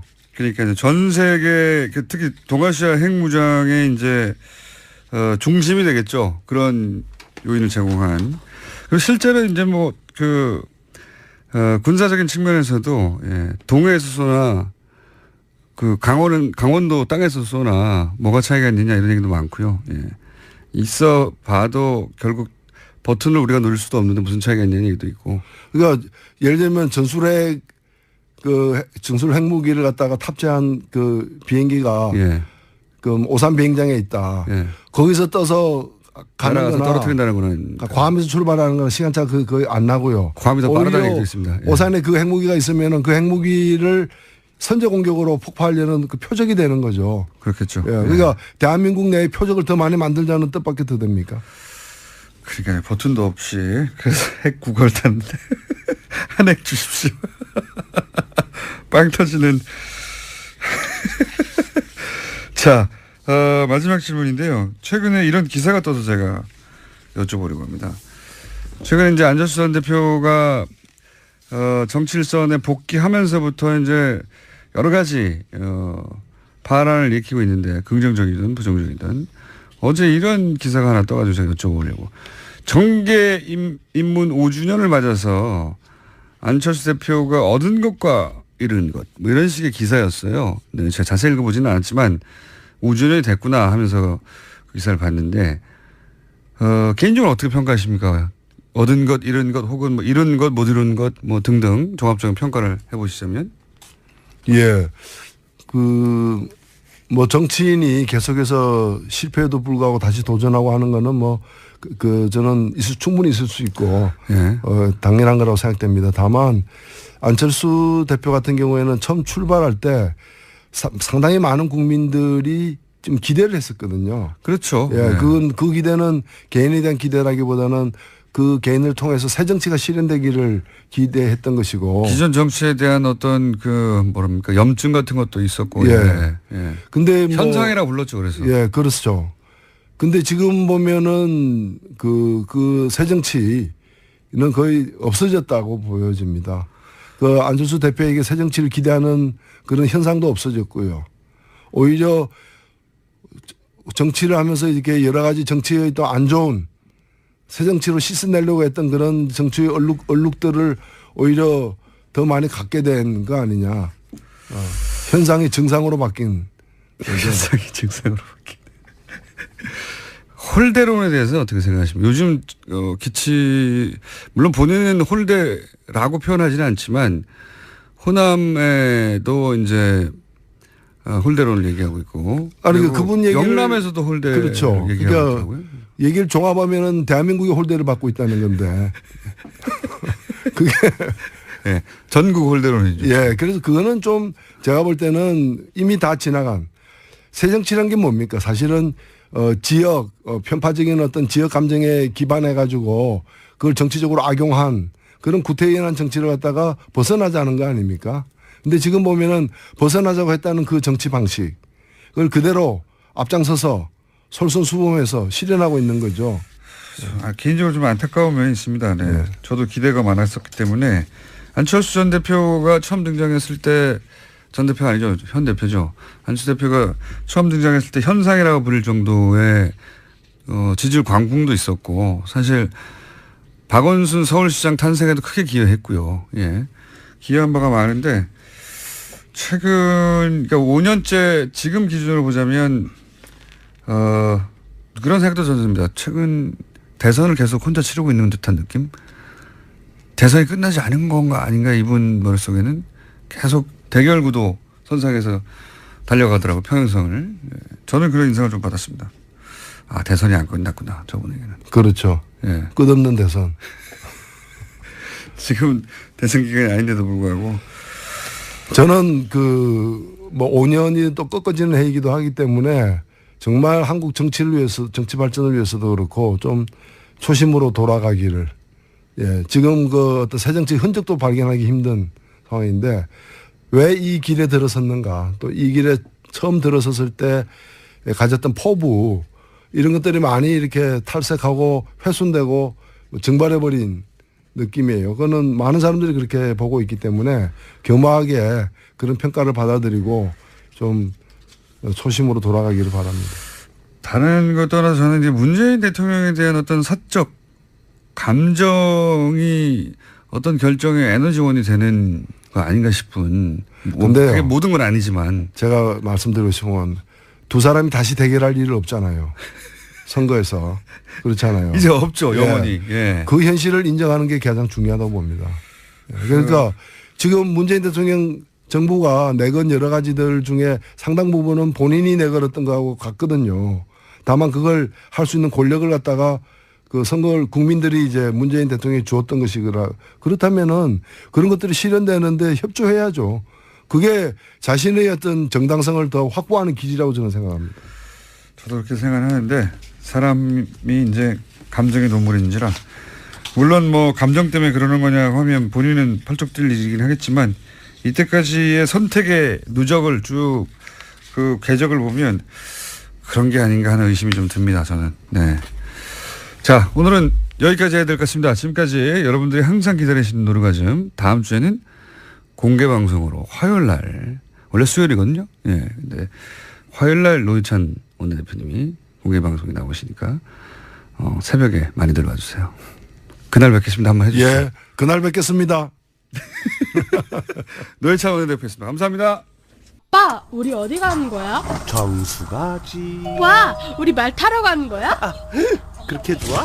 고민하지 말고 장수로 오세요. 온 가족이 즐기는 승마 체험과 국내 최대 규모의 말역사 체험관 등 장수에는 정말 볼 것, 누릴 것들이 넘쳐난답니다. 말의 심장 소리를 직접 느껴보는 장수에서의 하룬 여행. 장수는 항상 가까이 있습니다. 주말 여행은 장수로. 승마 체험 예약은 063-350-5486. 또 목에 걸렸어. 왜 작은 건 없지?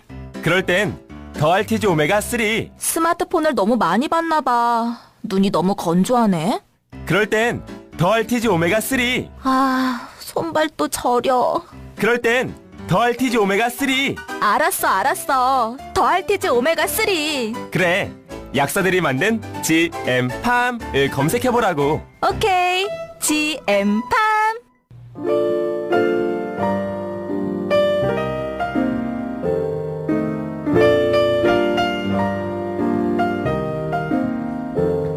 자, 이철희 의원 헬기, 중고 헬기 개입권, 구매권 관련해서 문자 많이 왔네요. 예.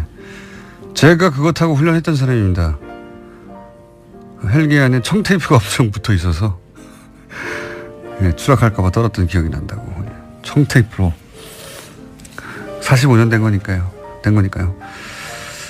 자, 양지열 변호사와 공장장은 전생에 부부였습니까? 네.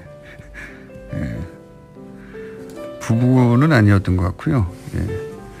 둘 중에 한 사람이 양반이고 또 한 사람이 머슴이 아니었을까. 제가 머슴이었을 수도 있죠. 복수할 수도 있는 거죠.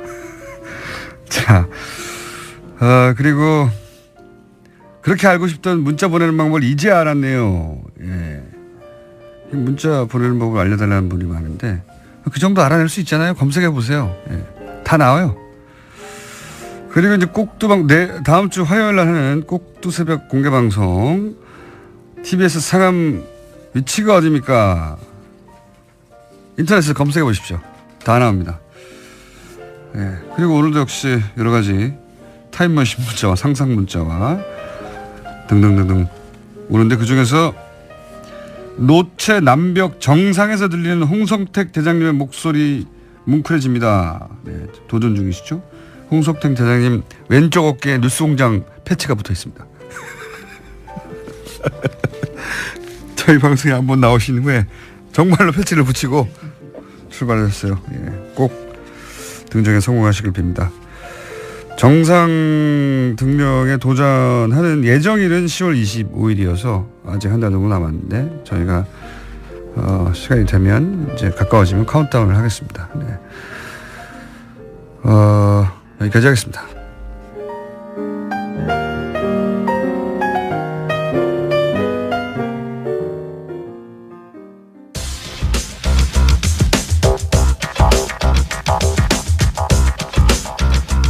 자, 과학과 개그와 그리고 무의미한 이야기를 오가는 권종우 씨 나오셨습니다. 안녕하세요. 자, 지난주 우주 얘기 한번 한 다음에 네. 원래 저희가 우주 얘기로 시작했죠. 그렇죠. 네. 간만에 해서 그런지 호응이 좋았습니다. 아, 그렇군요. 정통과학을 했거든요. 네. 네, 간만에 아무런 개그 없이. 감동적이었다는 얘기로 들었어요. 거기까지는 모르겠고요. 근데 이제 저런 건 있어요. 우리는 뭘 했나? 그렇죠? 20년 전에 발사한 사실 우리 먹고 사는 문제하고는 아무 상관이 없어요. 그렇죠. 네. 그 인간이 가진 지적 호기심 또 탐구 정신 네. 뭐 이런 것의 발로인데 한 20년 전에 쏴가지고 지금 임무를 마치고 그 일종의 자발적인 장례식이죠. 네. 네. 그 행성을 오염시킬까봐 장례식을 치르는 장면 그 이야기를 듣다 보니까 야. 근데 거기 들어간 돈이 우리 4대 강의 몇 분의 1밖에 안 된다는 걸 듣고 나니까. 몇 분의 1밖에 안 되죠. 예. 뭐 전체 했나. 프로젝트가. 그러니까 말입니다. 이게 먹고 사는 문제 항상 그 돈이 돼야 안 돼. 그 돈도 안 되는 걸 왜 해? 이런 얘기 참 많이 하는데 그러니까 언젠지는 모르겠는데 어느 시점부터 우리가 그렇게 돈이 안 되는 것에 투자하는 것 그것이 인간 본성이 가지고 있는 이제 지적 호기심 혹은 탐구 정신의 발현인 부분에 대해서도 굉장히 인색했거든요. 네.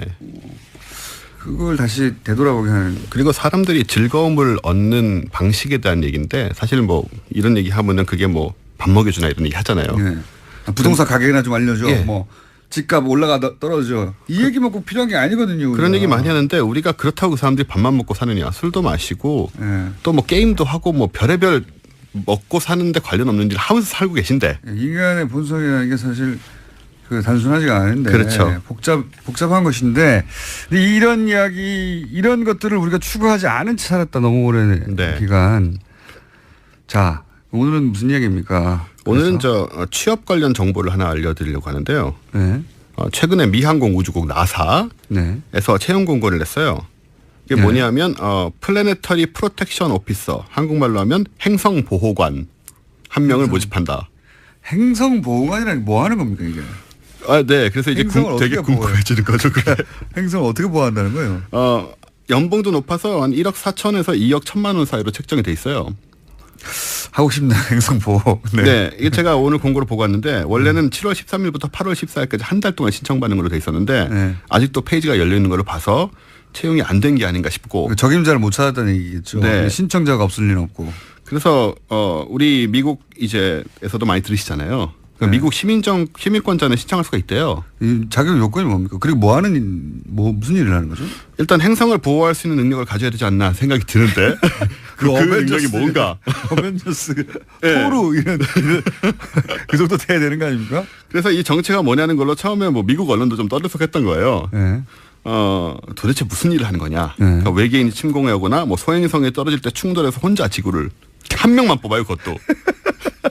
슈퍼맨을 1억 5천에 고용하면 너무 싸지 않습니까? 그러니까 그런 점들이 이제 한 명만 공개 채용을 하고 있는데 그렇다면 이제 이런 슈퍼맨이나 아이언맨 같은 사람을 나사가 실은 이렇게 공개적으로 쓰고 있었던 것이냐. 실제로 그런 얘기가 굉장히 많이 오고 갔어요. 그러니까 단어 자체가 행성을 보호한다니까. 네. 행성을 보호할 정도의 능력이 있어야 될 것 같고. 그러니까요. 그러면 최소한 아이언맨 아니면 인간이 아닌 슈퍼맨이나 토르 이 정도 돼야 되는 것 같아요. 배트맨으로 부족합니다. 배트맨은 안 되죠. 부족해요. 배트맨은 도시 하나 정도 보호하는 거예요. 그렇죠. 예. 안 돼요, 배트맨은. 그래서 어벤져에 보면 쉴드라고 지구 방위군 같은 거 있거든요. 그런 거를 나사가 운영하고 있었던 게 아니냐 이런 말까지 나왔는데. 하여튼 여러 가지 말들이 많았다. 네. 근데 뭐 하는 직업이랍니까? 이게? 뭐냐면요. 왜 지난 시간에 아까 말씀하셨지만 우리 카시니의 그랜드 피날레 얘기를 했었잖아요. 그 행성이 오염되지 말라고. 네. 생명이 살지도 모를 토성 위성들을 피해서 이제 토성에 떨어뜨리자 이거였는데 이렇게 지구에서 뭔가 묻어갔을 수도 있고 그렇죠. 그래서 예상치 못한 그 행성의 어떤 생태계가 존재하는데 할지 안 할지 모르지만 그걸 오염시킬까봐 그렇죠. 그래서 폭파시켜버린 거 아닙니까? 그런 거죠. 이 행성 보호관이 하는 일이 바로 이건데요. 지구에서 탐사선을 보낼 때 탐사선 외부와 내부에 많은 생명체 유기체들이 묻어서 가요. 닦는 거예요? 그렇게 생각이 되죠 또 이제. 그러면 이제 지구를 지키는 게 아니고 나가는 걸 이렇게 가가지고 혼자서 로켓을 닦는 거냐고 생각이 되는데 물론 그런 건 아니고. 그러면 전반적으로 이것을 관리하는 그 플랜과 프로젝트를 어떻게 지구의 물질이 행성 탐사선에 묻지 않도록 오염되지 않도록 하는가 그런 부분들을 연구하고 이제 실행하는 그런 닦는 거 아닙니까? 그러니까 결국 닦아야지. 본인이 하는 것 같지는 않고 닦기도 해야겠죠. 이걸 닦아서 해결할 것이냐, 증류수를 뿌릴 것이냐, 여러 가지 그런 걸 이제 파악을 하고 하는 일인데 이게 왜 이런 걸 해야 되냐면 우주 공간에 나가면 막 붙어 있는 게 다 죽을 것 같잖아요. 겉에 붙은 건 적어도. 근데 그렇지가 않습니다. 무중력 상태임에도 불구하고. 네, 우리 지난번에 뜨거운 바다에서 사는 생명 얘기도 했는데. 그렇죠. 이 생명력이 강한 동물들이 굉장히 많은데 그 중에 제가 오늘 소개할 그 동물은 물곰이란 거예요. 물곰? 네, 물곰 완보 동물이라고 하는데. 왠지 느낌이 친근한데 물곰. 굉장히 귀엽게 생겼습니다. 길이는 한 1mm니까 굉장히 작은데. 1mm. 얘는 불사신입니다, 말 그대로. 진짜로요? 예, 진짜로 거의 불사신인데 좀 설명을 드릴게요. 어떤 의미에서요? 일단 우주의 온도가 거의 절대 영도에 가까운 영하 270도거든요. 거기서 생존할 수 있고요. 영하 270도에서? 다리가 8개 있는 동물인데. 다리도 있는데 박테리아도 아니에요, 심지어. 그리고 영상 151도에서도 버티고. 151도면 물이 끓고 나서도 한참. 그러니까 절대 영도에 가까운 영하나 꽁꽁 얼거나 펄펄 끓어도 산다는 거 아니에요? 산다는 거고요. 진공 상태에서도 죽지 않고. 공기가 없는데. 공기가 그럼 어떻게 호흡하고 어떻게? 그냥 버텨요.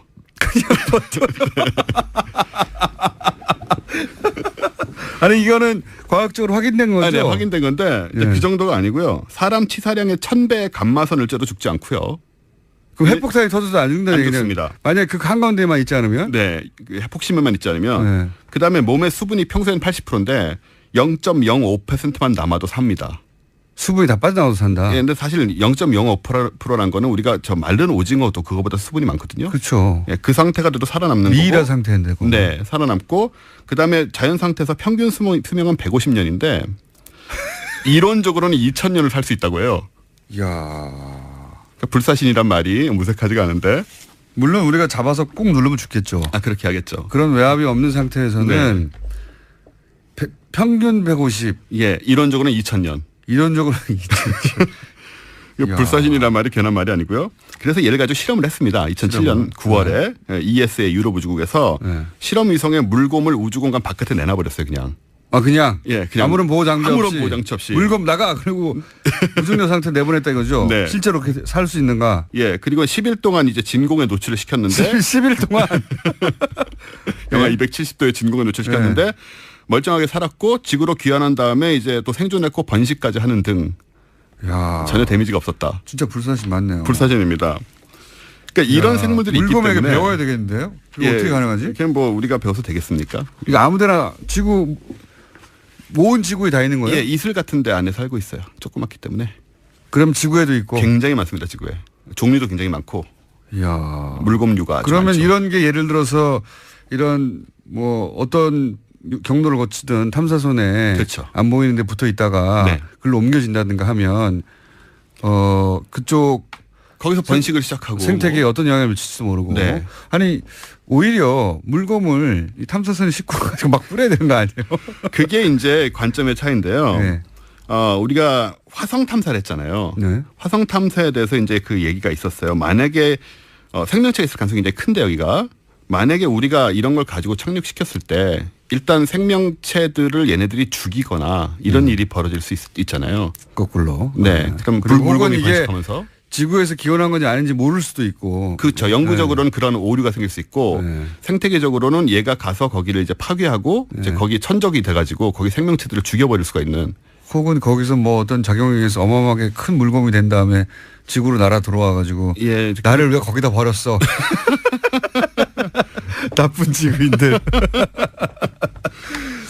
네, 그런 상황들이 있고 이제 화성 같은 경우는 지금 문제가 뭐냐면 마션 영화 보셨잖아요. 네, 마션. 마션 영화를 보면서 대부분 생각하지 않는데 그게 우리가 가서 화성을 완전 오염시킨 거거든요.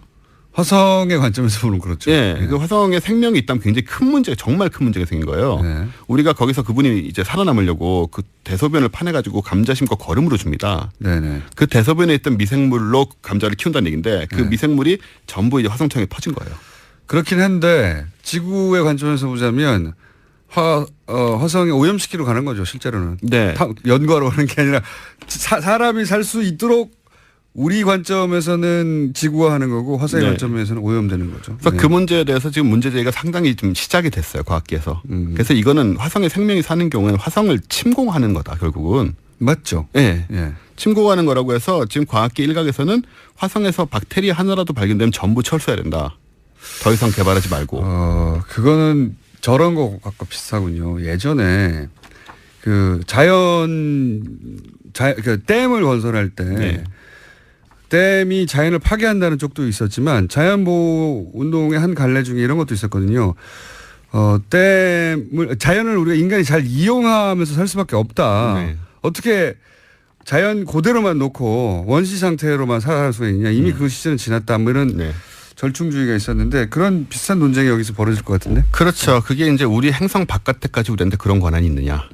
이런 윤리적인 문제도 있는 것이고. 그렇죠. 화성에 그런 도덕적 판단 혹은 윤리적 판단을 할 생명체가 없다면. 네, 생명체가 없다면 사실 상관없어요. 네. 우리가 사는 게 급한 게 아닙니까 일단.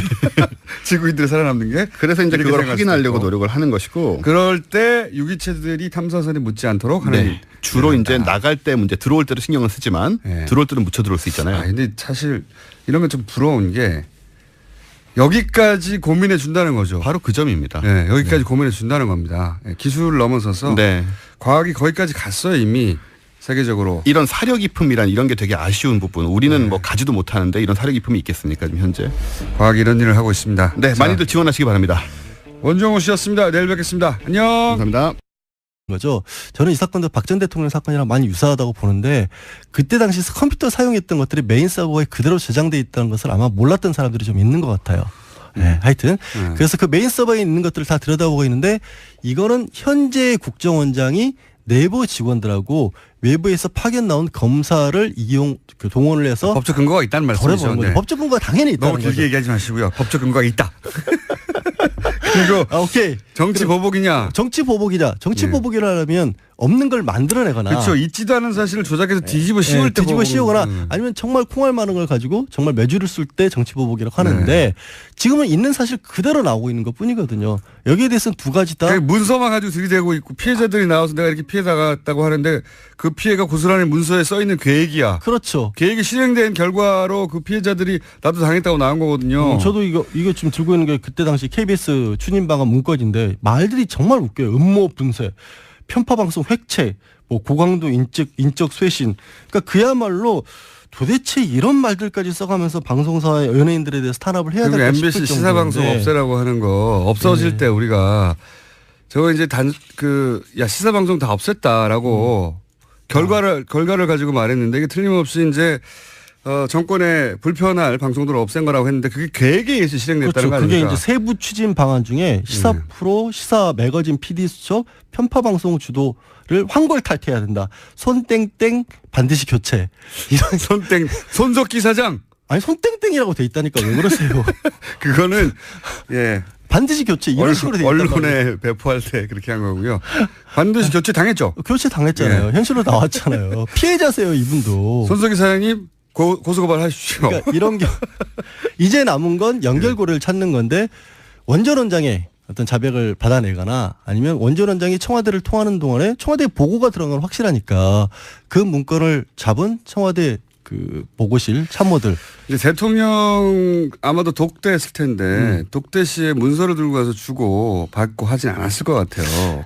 근데 가능성이 있는 게요. 그거를 뭐 남기진 않았을 거예요. 근데 이거는 다른 사안입니다만 지금 김관진 전 국방장관에게 보고했던 문건들 같은 내용들이 김관진 장관에게 남아있진 않은데 누가 가서 내가 김관진 장관에게 보고했다라고 일시하고 문건 내용까지 적은 식으로 그러니까 기억이 나는 거예요. 김관진 국방장관이 대통령에 보고할 문서를 내가 들고 가서 김 장관에게 보고를 했다. 보고했고 그래서 그 문서를 들고 갔다. 네, 확인했다. 이런 식의 것들이 나온다라는 거예요. 그 간접적으로.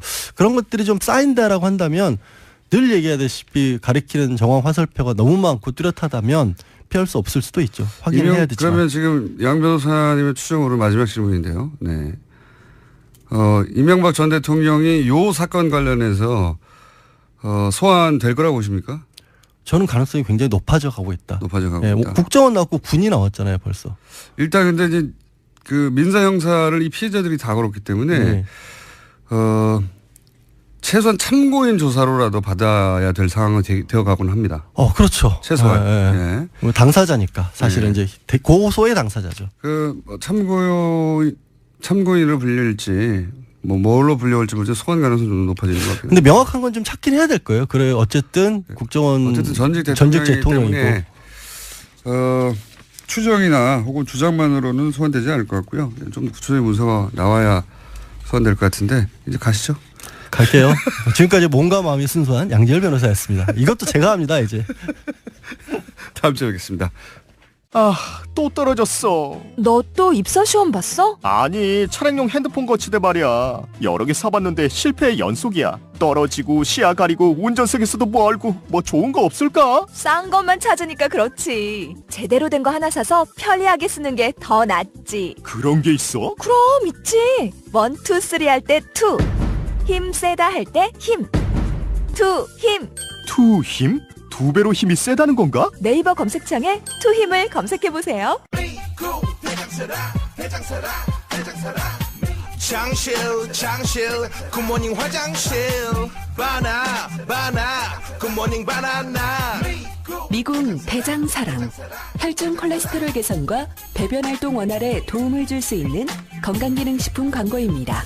대장사랑에서 전하는 추석 사은행 저수지에서 돈 퍼내듯 감사 선물을 펑펑 쏴드립니다. 검색창에 미궁 대장사랑. 골반 잡자 바로 잡자 바디로직. 허리 통증 바로 잡자 바디로직. 몸매 교정 바로 잡자 바디로직. 자세가 좋아지는 골반 교정 타이즈 바디로직. 검색창에 골반 교정 바디로직. 삐딱한 남성 골반 허리에도 역시 바디로직입니다. 바디로직의 효과를 못 느끼셨다면 100% 환불해드립니다. 자세한 환불 조건은 홈페이지를 참조하세요.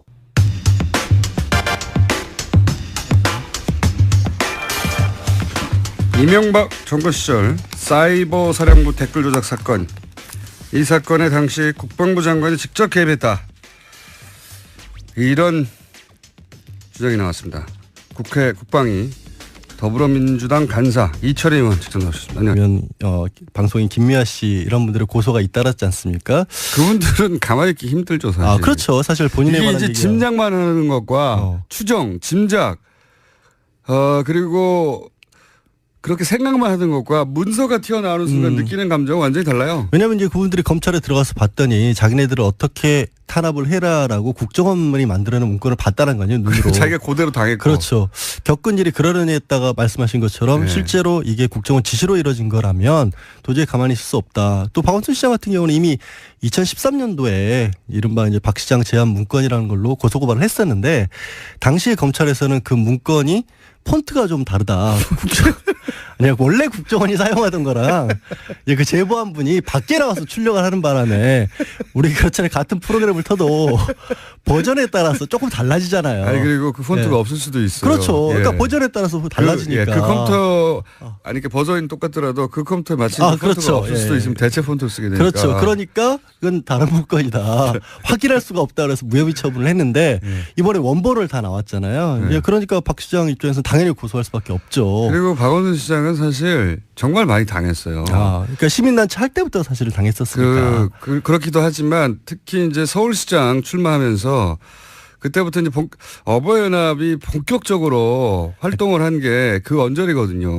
저는 정말 박 시장님 얘기를 하면 그 왜 병원에 기자들이 밖에서 기다리고 있는데 들어가서 엑스레이 사진 찍었는데 그것도 안 믿겠다고 자꾸 재검하자 그런 거. 이런 것들은 정말 사람을 2번, 3번 죽이는 일이었잖아요. 국정원 원세훈 그 당시 원장이 사실은 이명박 서울시장 시절부터 쭉 정무 부시장이었던 거예요. 부시장이었고 행정부 장관 했었고. 그러니까 서울시장 다음은 대통령 이런 그렇죠. 인식이 머릿속에 있다 보니까 야권의 서울시장 후보들에 대해서 집중적으로 공략을 했던 걸로 보여지고요. 문건 자체가 여권 주요 인사 야권 당시 야권이 있으니까 잠재 가능성이 있으므로 제압해야 한다는 식으로 나와 있어요. 그렇게 제압이라는 단어도 사용이고 그러면서 제일 먼저 동원됐던 게 이제 어버이연합이거든요. 근데 어버이연합, 뭐 엄마부대 이런 데들이 나오죠. 그때는 엄마부대는 본격적으로 활동하지 않았습니다. 제가 어버이연합의 활동 역사를 아주 자세히 알고 있는데 그때 어버이연합이 그 박원순 시장 출몰하는 지역이에요. 출몰하는 지역 나타나가지고 박 시장이 무슨 범죄자의 출몰을 하게. 그때 정말 웃겼던 건 이거 방송 용어가 아닌데 구호를 그대로 전달해야 사실은 당시 어버이연합이 동원된 게 확실하다는 걸 알 수 있으니까. 저도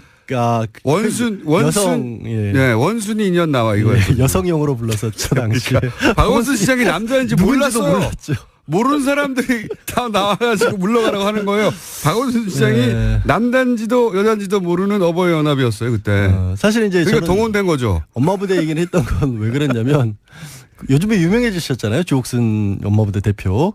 얼마 전에 검찰 소환 조사를 받았는데 본인은 떳떳하다. 왜냐하면 돈 떼먹은 적 없다. 돈 떼먹은 적은 없다. 돈을 받은 건 맞는데. 제안을 했고 내가 제안 받은 바에 따라 다 일을 했다라는 식의 그런 진술을 했었기 때문에 돈을 받고 그런 일을 하면 안 된다는 인식이 없는 거죠. 그렇죠. 그러니까 정당한 일을 했다라고 생각을 하신 거죠. 뭐 그런 진술을 했다고 지금 알려졌습니다. 어버이연합은 그때 활동 초창기였다니까 제가. 박원순 서울시장이 남자인지 여자인지도 모르는 채 떼거리로 몰려온 거예요 거기에. 그래서 나오라고 막. 하여튼 이제 오늘 주제는 그건 아니고 박원순 시장님은 남자분 맞습니다. 저도 몇 번 뵀는데 남자분이 확실하고요. 근데 이제 이게 이제 결국에는 향하는 게 이명박 대통령을 향해서 가고 있잖아요. 그러다 보니까 이제 이명박 대통령 측근 쪽에서는 이게 이제 뭡니까? 정치적 보복이다. 정치적 보복이고 국정원이 근거도 없이 기밀을 누설하고 있다라는 이거는 이제 이명박 대통령이 직접 내놓은 건 아니고요. 뭐 측근으로 알려진 사람들이 언론을 향해서 주장하고 있는 건데. 그럼 측근이 혼자 알아서 했을까요? 알아서 했겠죠. 지금 입장 발표를 안 하고 있잖아요. 아니 왜냐하면 원세훈 전 원장이 이미 지금 유죄 판결을 받았고 그거는 공직선거법이나 정치자금법 위반 국정법 위반이니까 좀 떼낼 수 있다고 쳐요. 근데 이번에 언론 탄압이라든가 연예인 문건 같은 경우에는 피해자들이 명백하게 있잖아요.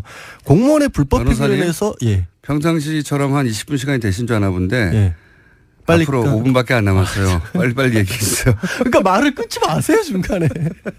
그렇게 피해자들이 명백하게 있는데 중간에 자기 직속 보하잖아요. 대통령 직속 기관이잖아요. 국정원은. 그 국정원에 유일하게 보고할 대상이 대통령입니다. 그렇죠. 국정원이 불법 행위를 해서 피해자가 나왔다라면 이거는 국가배상 책임을 져야 될 문제일 수도 있어요. 관리자 책임을 물어서. 당연히 국가배상 책임을 이렇게 지금 소송도 그렇게 한다는 거예요. 그렇죠. 민사하고 형사하고 나눠서. 그러면 이런 정도 상황이면 관여를 안 했더라도 설마 정말 아무 상관이 없어 원전 원장이 알아서 했더라도 부하 직원 잘못했다라는 얘기는 나와줘야 되는데 대통령으로서 책임을 통감한다. 그렇죠. 뭐 이렇게. 오히려 정치 보복이라는 얘기가 나오고 있다는 거죠.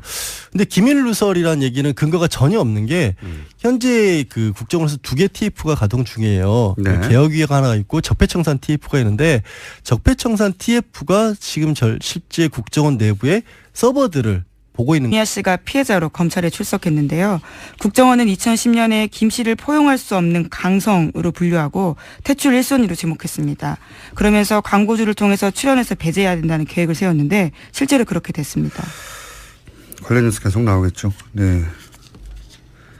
광고주를 압박해서 퇴출시킨다. 네. 모든 방법을 다 동원했겠죠. 자, 이 호사는 이제 이 피해자들 진술이나 조사가 끝나고 나면 또 다른 내용들이 나오겠죠. 그때 좀 자세히 다루기로 하고요. 다음 뉴스는요. 네, 국정원 민간인 댓글 부재 사건 관련해서 어제 영장 나왔다라는 이야기 드렸는데요. 민병주 전 단장 외에는요. 나머지 2명은 기각됐다라는 소식 전해드립니다. 영장이 기각된 송아묵의 민간인 팀장 같은 경우에는 수백 명의 팀원을 거느린 사람이었습니다. 그리고 2009년부터 4년 동안 국정원에서 10억 원의 돈을 받았는데요. 하지만 오민석 서울중앙지법 영장 전담 부장판사는 공무원의 범죄인 이 사건 범행에서 피의자가 차지하는 지위와 역할, 가담 정도, 또 송 씨를 포함한 전체 범행 가담자에 대한 수사 및 진행 상황을 고려하면 영장을 기각하겠다라고 밝혔습니다. 이 정도 되면 저는 이것은 사법부의 독립적인 판단을 존중하고 또 가능하면 영장을 발부하지 않은 채 수사하는 게 인권 차원에서도 원칙이기도 하고 그런 원론들을 말할 게 아니라 이 정도면 의도가 있는 거 아닌가 싶어요. 이 민간인 팀장인데 이 팀장이 팀원이 수백 명이었고 10억을 썼는데 그리고 또 한 사람은 더 웃겨요. 영장 기각한. 또 한 사람은 국정원 직원인데 이제 이 그 댓글에 쓰라고 준 돈을 가로챘다는 거 아닙니까? 네, 자신이 가로챘다라는 겁니다. 근데 영장이 기각됐습니다. 이 사람도 기각됐는데 기각된 이유가 너무 웃겨요. 네, 피의자가 범행을 인정하고 구속영장 청구 위에 피해 금액을 전액 공탁했기 때문에 영장을 기각한다라고 밝혔는데요. 저는 이게 또 한 번 더 우리 이정열 전 영장 해설 전담 판사를 내일은 연결해야 될 것 같은데 오늘 저희가 준비 못했습니다. 이게 댓글 공작을 밝히겠다는 거잖아요. 근데 중간에 자기가 횡령한 돈을 공탁한 게 이 사건 본질과 무슨 상관이 있나요? 이게 무슨 사건이 무슨 피해를 입혀가지고 건물 부셨다든지 어디 가게 피해 보상을 다투는 사건이 아니잖아요. 심지어 이 인사 같은 경우에는요. 검찰 조사가 임박하자 출국을 시도하기도 했었습니다. 하지만 출국 금지가 되어 있어서 못 나갔고 또 수사가 들어가자 자신의 휴대전화를 해지했다라고 합니다. 그러니까 증거인멸이나 도주의 위험 다 있는 거던데 그 금액을 공탁했다는 게 난 너무 웃깁니다. 이게 경제사범이나 또는 그럴 때 돈을 다투는 게 이 사건의 본질일 때 피해액을 이런 게 참작이 돼야지. 이거는 이 사람이 댓글 공작에 주요한 인물이었다는 거잖아요. 그 중에 돈을 횡령을 일부 했다는 거고. 야, 정말 저로서는 이해가 안 가는데 이거는 수사 방해 아닌가요? 저는 그렇게 생각이 되는데 거의. 자, 시간이 좀 남긴 했는데 오늘 미니가 있어요. 예, 양지열 변호사님 저 옆에 들어가서 이미 서 계시거든요. 네, 벌 세우고 있는데 제목만 읽고 끝내도록 하겠습니다. 네, 지난 15일에 오천 살인 사건 관계되어 있는 박용철 씨 유족이 진범을 찾아달라고 경찰청에 고소장 냈습니다. 관련해서 김정은 서울경찰청장은 기자간담회에서 사건이 내려오면 광역수사대에 배정하겠다라고 밝혔습니다. 네, 드디어 이제 재수사될 수 있겠군요. 이 사건을 이사하다고 했다가 제가 박근혜 정부 하에서 2년 6개월 구형을 받았어요, 제가. 네, 다 1, 2심 무죄 나지 않으셨습니까? 네. 네. 얼마나 힘들었는데요. 예. 감회가 남다른데 감옥에 보냈기 때문에 굉장히 어려운 사건이죠. 너무 많이 관련자들이 이미 사망했기 때문에 너무 늦었어요. 그래서 수사가 같이 시작되면 제가 해설할 게 많습니다. 자, 오늘 여기까지 하겠습니다. 시사인의 김은지였습니다. 감사합니다. 네, 옆에 서 있는 양지열 변호사님 앉아주세요. 네. 빨리 앉아주시고. 자, 저희가 뭐랄까요. 양지열 변호사가 저 첫 방송 때부터 저하고 굉장히 많은 티키타카를 해서 제가 없을 때 방송도 진행하시잖아요. 예. 그렇게 가까워지면서 저희가 점점점 푸대접을 하고 홀대하면서 잠깐 나오는 건데 전화가 아니다. 직접 나와라. 막 5분이면 끝날 것을. 그런 거였어요? 네. 그걸 왜 불렀어요? 자, 5분이면 끝납니다. 왜냐하면 바로 이어서 저희가 이 사이버 사령부 중요한 분이 밖에도 기다리고 계시더라고요. 네네. 네, 잠깐 얘기를 나눴습니다. 네. 국방위 간사분이 나오셨기 때문에 네. 변호사 따위는 네. 자, 오늘 뭡니까? 알았어. 빨리 시간도 짧은데 빨리 제목도 읽을까요? 제가 질문도 제가 다 읽으세요. 뭡니까? 오늘 무슨 이명박 정권을 향해서 네. 이제 어제 박원순 시장이라든가 아니면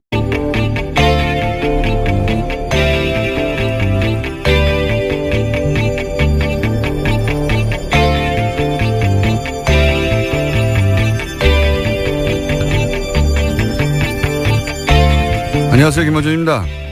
지난주 김명수 대법원장 청문회에서 자유한국당의 질의 내용 중에 공식적인 속기록도 녹취록도 없는 것으로 알려진 전국 법원장 회의에서의 발언 내용, 특정 법무부비서관의 인사 관련 내용, 법원 내 모임의 구체적인 가입자 정보 등이 등장했습니다.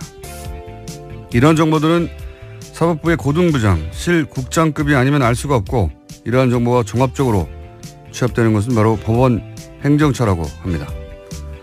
법원 행정처는 통상 대법원장의 사람들이 주요 보직을 맡는다고 알려져 있죠. 그렇다는 이야기는 현 양승태 대법원장의 측근 인사들이 차기 대법원장 후보자 인준을 맡겠다고 나선 걸 의미하는 거 아닌가요? 임기가 며칠 남지 않은 현 대법원장 체제가 차기 대법원장 체제의 출발을 이렇게까지 해방한 사례는 듣도 보도 못했습니다. 그것도 특정 정당과 결탁해서 말이죠. 이거 왜 아무도 문제 삼지 않죠? 이게 저만 이상한가요? 김어준의 의문이었습니다.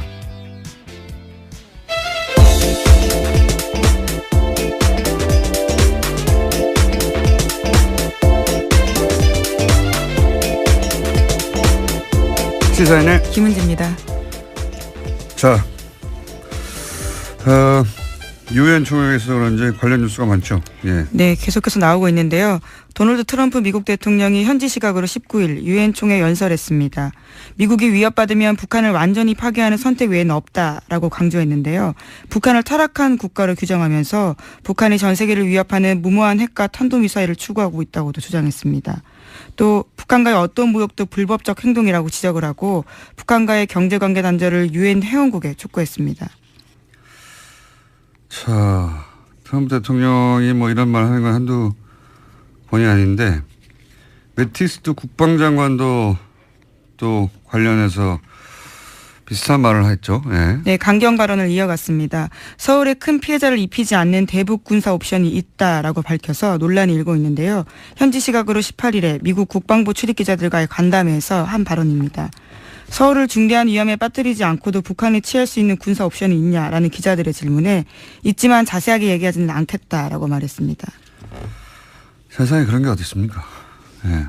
1차 대전이 뭐 처음부터 뭐 탱크로 쏘았나요? 예. 총 한 발로 시작된 건데. 자기네 무슨 어벤져스도 아니고. 실제로 미국 내에서 그런 비판이 나왔는데요. 예. MIT 내 핵 비확산 전문가인 비핀 나란 교수 같은 경우에는요. 허핑턴 포스트에다가 극도로 영웅적인 가정이다라고 비판했습니다. 그런 말 했어요. 예. 이건 무슨 영화에나 나온 얘기입니다. 예. 말도 안 되는 소리인데. 근데 이 목적은 최근에 이렇게 국방장관과 트럼프 대통령 모두 똑같은 메시지를 내는 것은 기본적으로 대중국 압박이라는 얘기를 뭐 국내에서도 하고 미국에서도 하고 다들 얘기를 합니다만 이 대상이 되는 지역에 살고 있는 우리로서는 굉장히 기분 나쁜 얘기들이죠. 예. 지금 불안감을 조정하고 있기 때문에요. 굉장히 문제가 있는 발언이죠. 그러니까요. 예. 중대한 위협에 빠뜨리지 않고 않는 군사 예비라는 게 세상에 어디 있어요. 예. 총을 한 방만 쏴도 에스컬레이션 되는 것이고 그리고 중대하다는 게 어느 정도 중대한 겁니까? 한 100만 명 죽으면 괜찮고 50만 명 죽으면 그런 건가요? 예. 우리가 거꾸로 이런 발언 좀 해야 되겠어요. 어디다 대고. 어디다 대고. 예. 진짜 워싱턴에 중대한 위험을 빠뜨리지 않고도 우리가 취할 수 있는 군사 옵션이 있다. 누가 이렇게 얘기해봐요. 가만히 있겠나. 이거 화내야 되는 뉴스예요 다. 자기들이 뭔데 자꾸 이런. 자, 근데 관련 뉴스가 많아요. 이런 발언들. 뭐 말로 하는 거니까 기본적으로 정치라는 게. 유엔 사무총장도 또 여기에 대해서 한마디 했겠죠, 당연히. 네, 개막 연설에서 발언을 했습니다. 전 세계는 핵전쟁을 우려하고 있다면서 오늘날 핵무기에 대한 걱정은 냉전 종식 이후로 가장 높은 수준이라고 지적하면서요. 그러면서도 정치력이 필요한 시점이다라고 강조하고 있는데요. 험악한 발언들은 자칫 치명적인 오해로 이어질 수 있다면서 최근 도널드 트럼프 미국 대통령과 북한 김정은 위원장 간의 소위 말전쟁을 지적했습니다. 이 말전쟁 지적이야 뭐 전 세계가 다 하고 있는 거고요. 저희도 매번 하고 있는 거고요. 우리나라 언론만 지적을 안 해요. 중계만 하고 이렇게 말하였다라고 보도를 하고 나서 이렇게 말하는 게 우리한테 얼마나 나쁜 것인지 혹은 이렇게 말해서는 안 된다고 말해야 되는데 중계만 하는지 모르겠어요. 트위터랑 발언만. 네, 하는 언론도 이제 있습니다. 해설이 없어요. 해설이. 스포츠 중계가 아닌데 언론이 자기 입장을 가지고 그 발언들을 해석하고 비판할 걸 비판해야 되는 거 아니겠습니까? 자, 거기 또 이런 발언들이 나오면 또 전문가들 나와서 또 논평하고 그럴 텐데. 네, 어제가 9.19 공동성명 12주년이었기 때문에 또 관련된 발언들이 미국 내에서 많이 나왔습니다. 특히 눈에 띄는 것은 크리스토퍼 힐 전 미 국무부 동아시아 태평양 담당 차관보 이야기였는데요. 이 사람이 육자회담 담당자였어요. 예, 주역이라고 볼 수 있습니다. 예. 일부에서 거론하고 있는 대북 선제 타격론에 대해서 비판했습니다. 북한의 핵무기를 모두 제거할 수 없다라는 건데요. 더 중요한 것은 동맹인 한국이 이를 받아들일 수 있느냐라는 문제라고 지적했습니다. 안 받아들이죠. 네, 당연히. 네, 인구 2천만이 있는 수도권에서 북한 방사포 사정권에 있는데 한국이 그 위험을 감수할 수 있느냐가 중요하다면서 어려운 선택이라고 지적한 겁니다. 불가능한 선택이죠. 예. 그리고 크리스토프 힐. 북한을 상대해서 실제 협상을 해서 결과를 내본 적이 있는 사람이죠. 이 사람은. 예, 9.19 공동성명은 굉장히 중요한 그 비핵 확산에 있어서 중요한 성명입니다. 그래서 이 사람의 기본 입장은 항상 대화가 협상과 대화로 이 문제를 풀어야 한다는 거고요. 그렇죠? 네, 그렇죠. 그런 말을 했을 텐데. 아니면 네, 어제 핵 관련해가지고도 여러 가지 이야기들을 했습니다. 그러면서 북핵 문제 같은 경우에는 모두 용인하자라고도 볼 수 없고 현재 상황을 또 편하다고도 볼 수 없다라는 양쪽에 대한 비판도 같이 했었는데요. 북한과의 협상은 협상이면서 북한은 절대 핵을 포기하지 않을 거다라는 강경론에 대해서는 오히려 그러한 주장들이 오히려 강경파의 주장을 뒷받침해주고 있다라고 지적했습니다. 협상론자죠. 예. 그리고 이 사람이 평소에 이 사람뿐만 아니라 기본적으로 워싱턴의 정치가들이 똑같은 얘기지만 트위터 하지 말라고 하거든요. 네, 그런 이야기도 어제 나왔습니다. 한밤중에 트위터 메시지나 공개된 정상 간의 전화통화로는 부족하다라면서요. 트럼프에 대한 지적도 한 겁니다. 다 트럼프에 대한 지적이에요, 이게. 네, 직접적인 지적이라고 할 수 있죠. 이걸 아주 직접적인 지적이요. 네. 아니 이게 복잡한 외교 문제를 자기 광 파는 거죠, 광. 그걸 트위터로 파는 거죠. 예, 전문용어로 광판다고 하는데 이렇게까지 자기 광만 파는 대통령은 처음 봤어요, 정말. 자, 그런 이야기들이 오고 갔습니다. 예, 북핵 관련해서 유엔 총회가 있다 보니 다들 한마디씩 하고 있고요. 강경 발언이 있고 그 강경 발언에 대해서 당신이 무슨 어벤져스냐 하는 비판 혹은 뭐 트위터로 되겠느냐 합성해야 한다는 얘기도 있고 문재인 대통령도 거기 가 있는데 관련해서 한 말 없나요? 예, 어제 첫 일정으로 유엔 사무총장을 만났습니다. 거기서 한반도 위기 상황에 대한 설명을 하면서 역할을 요청했는데요. 구테레스 사무총장 같은 경우에는 한반도 문제는 군사적 해법이 아니라 외교적 해법을 통해야 한다면서 자신의 중재는 언제나 활용 가능하다는 메시지를 6자회담 참가국에 보내겠다라고 이야기했습니다. 아니 그러니까 문재인 대통령의 메시지는 없냐 이거죠. 예, 문재인 대통령도 어제 뉴욕에서 동포간담회 했습니다. 그러면서 최근에 한미관계 쟁점 현안에 대해서 이야기했는데 한미의 입장이 완벽하게 같이 갈 수는 없다라고 인정을 하면서도요. 오히려 그러한 차이는 자연스러운 거다라면서 그것이 오히려 건강하게 발전시키는데 관계를 발전시키는 데 도움이 된다라고 이야기했습니다. 원론적인 얘기지만 기본적인 방향성이 그렇다는 거고요. 자, 이제 국내로 돌아볼까요? 예. 국내 뉴스는 어떤 게 있습니까? 네, 계속해서 댓글 사건 전해드리고 있는데요. 이번에는 군 댓글 사건 관련된 소식입니다. 지난 2013년 국군 사이버사령부 심리전단에 댓글 의혹이 일자 국방부가 수사를 착수했었는데요. 하지만 조직적으로 증거인멸을 했습니다. 심리전단에서 컴퓨터 하드디스크를 통째로 지우는 등의 일이 있었는데 그런데 당시에 한 군무원의 컴퓨터는 자료가 삭제되지 않았다라고 합니다. 다른 부대의 교육을 받으러 가 있었기 때문인데 그래서 해당 군무원이 자신의 컴퓨터를 국방부 조사본부에 제출했고 조사본부가 하드디스크를 복사했다고 합니다.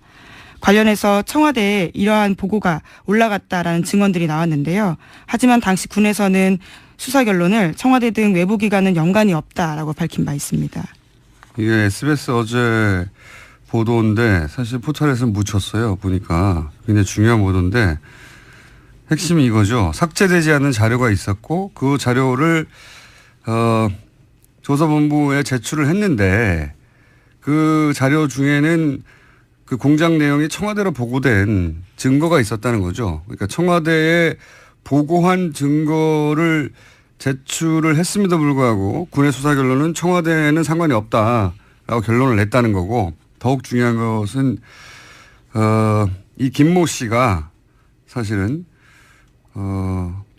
양심 선언을 하겠다고 하고 나서 보름 후에 죽었다는 겁니다. 교통사고로. 제가 보기엔 이게 매우 의심스럽습니다만 양심 선언을 하겠다고 했고 그런 얘기가 나왔는데 그리고 자료도 제출했고 증거 자료도 보름 후에 양심 선언을 하겠다고 한 지 보름 후에 교통사고로 죽었다는 거. 오싹한 내용이죠. 다음은요. 이런 종류의 소위 그 정보기관 관련된 사망 사건들도 지난 10년간 다시 한번 다뤄봐야 된다고 봅니다. 저는. 자, 지나치는 우연이 너무 많아요. 다음 뉴스는요. 네, 이명박 정부 블랙리스트 관련해서 계속 말씀드리고 있습니다. 어제는 방송인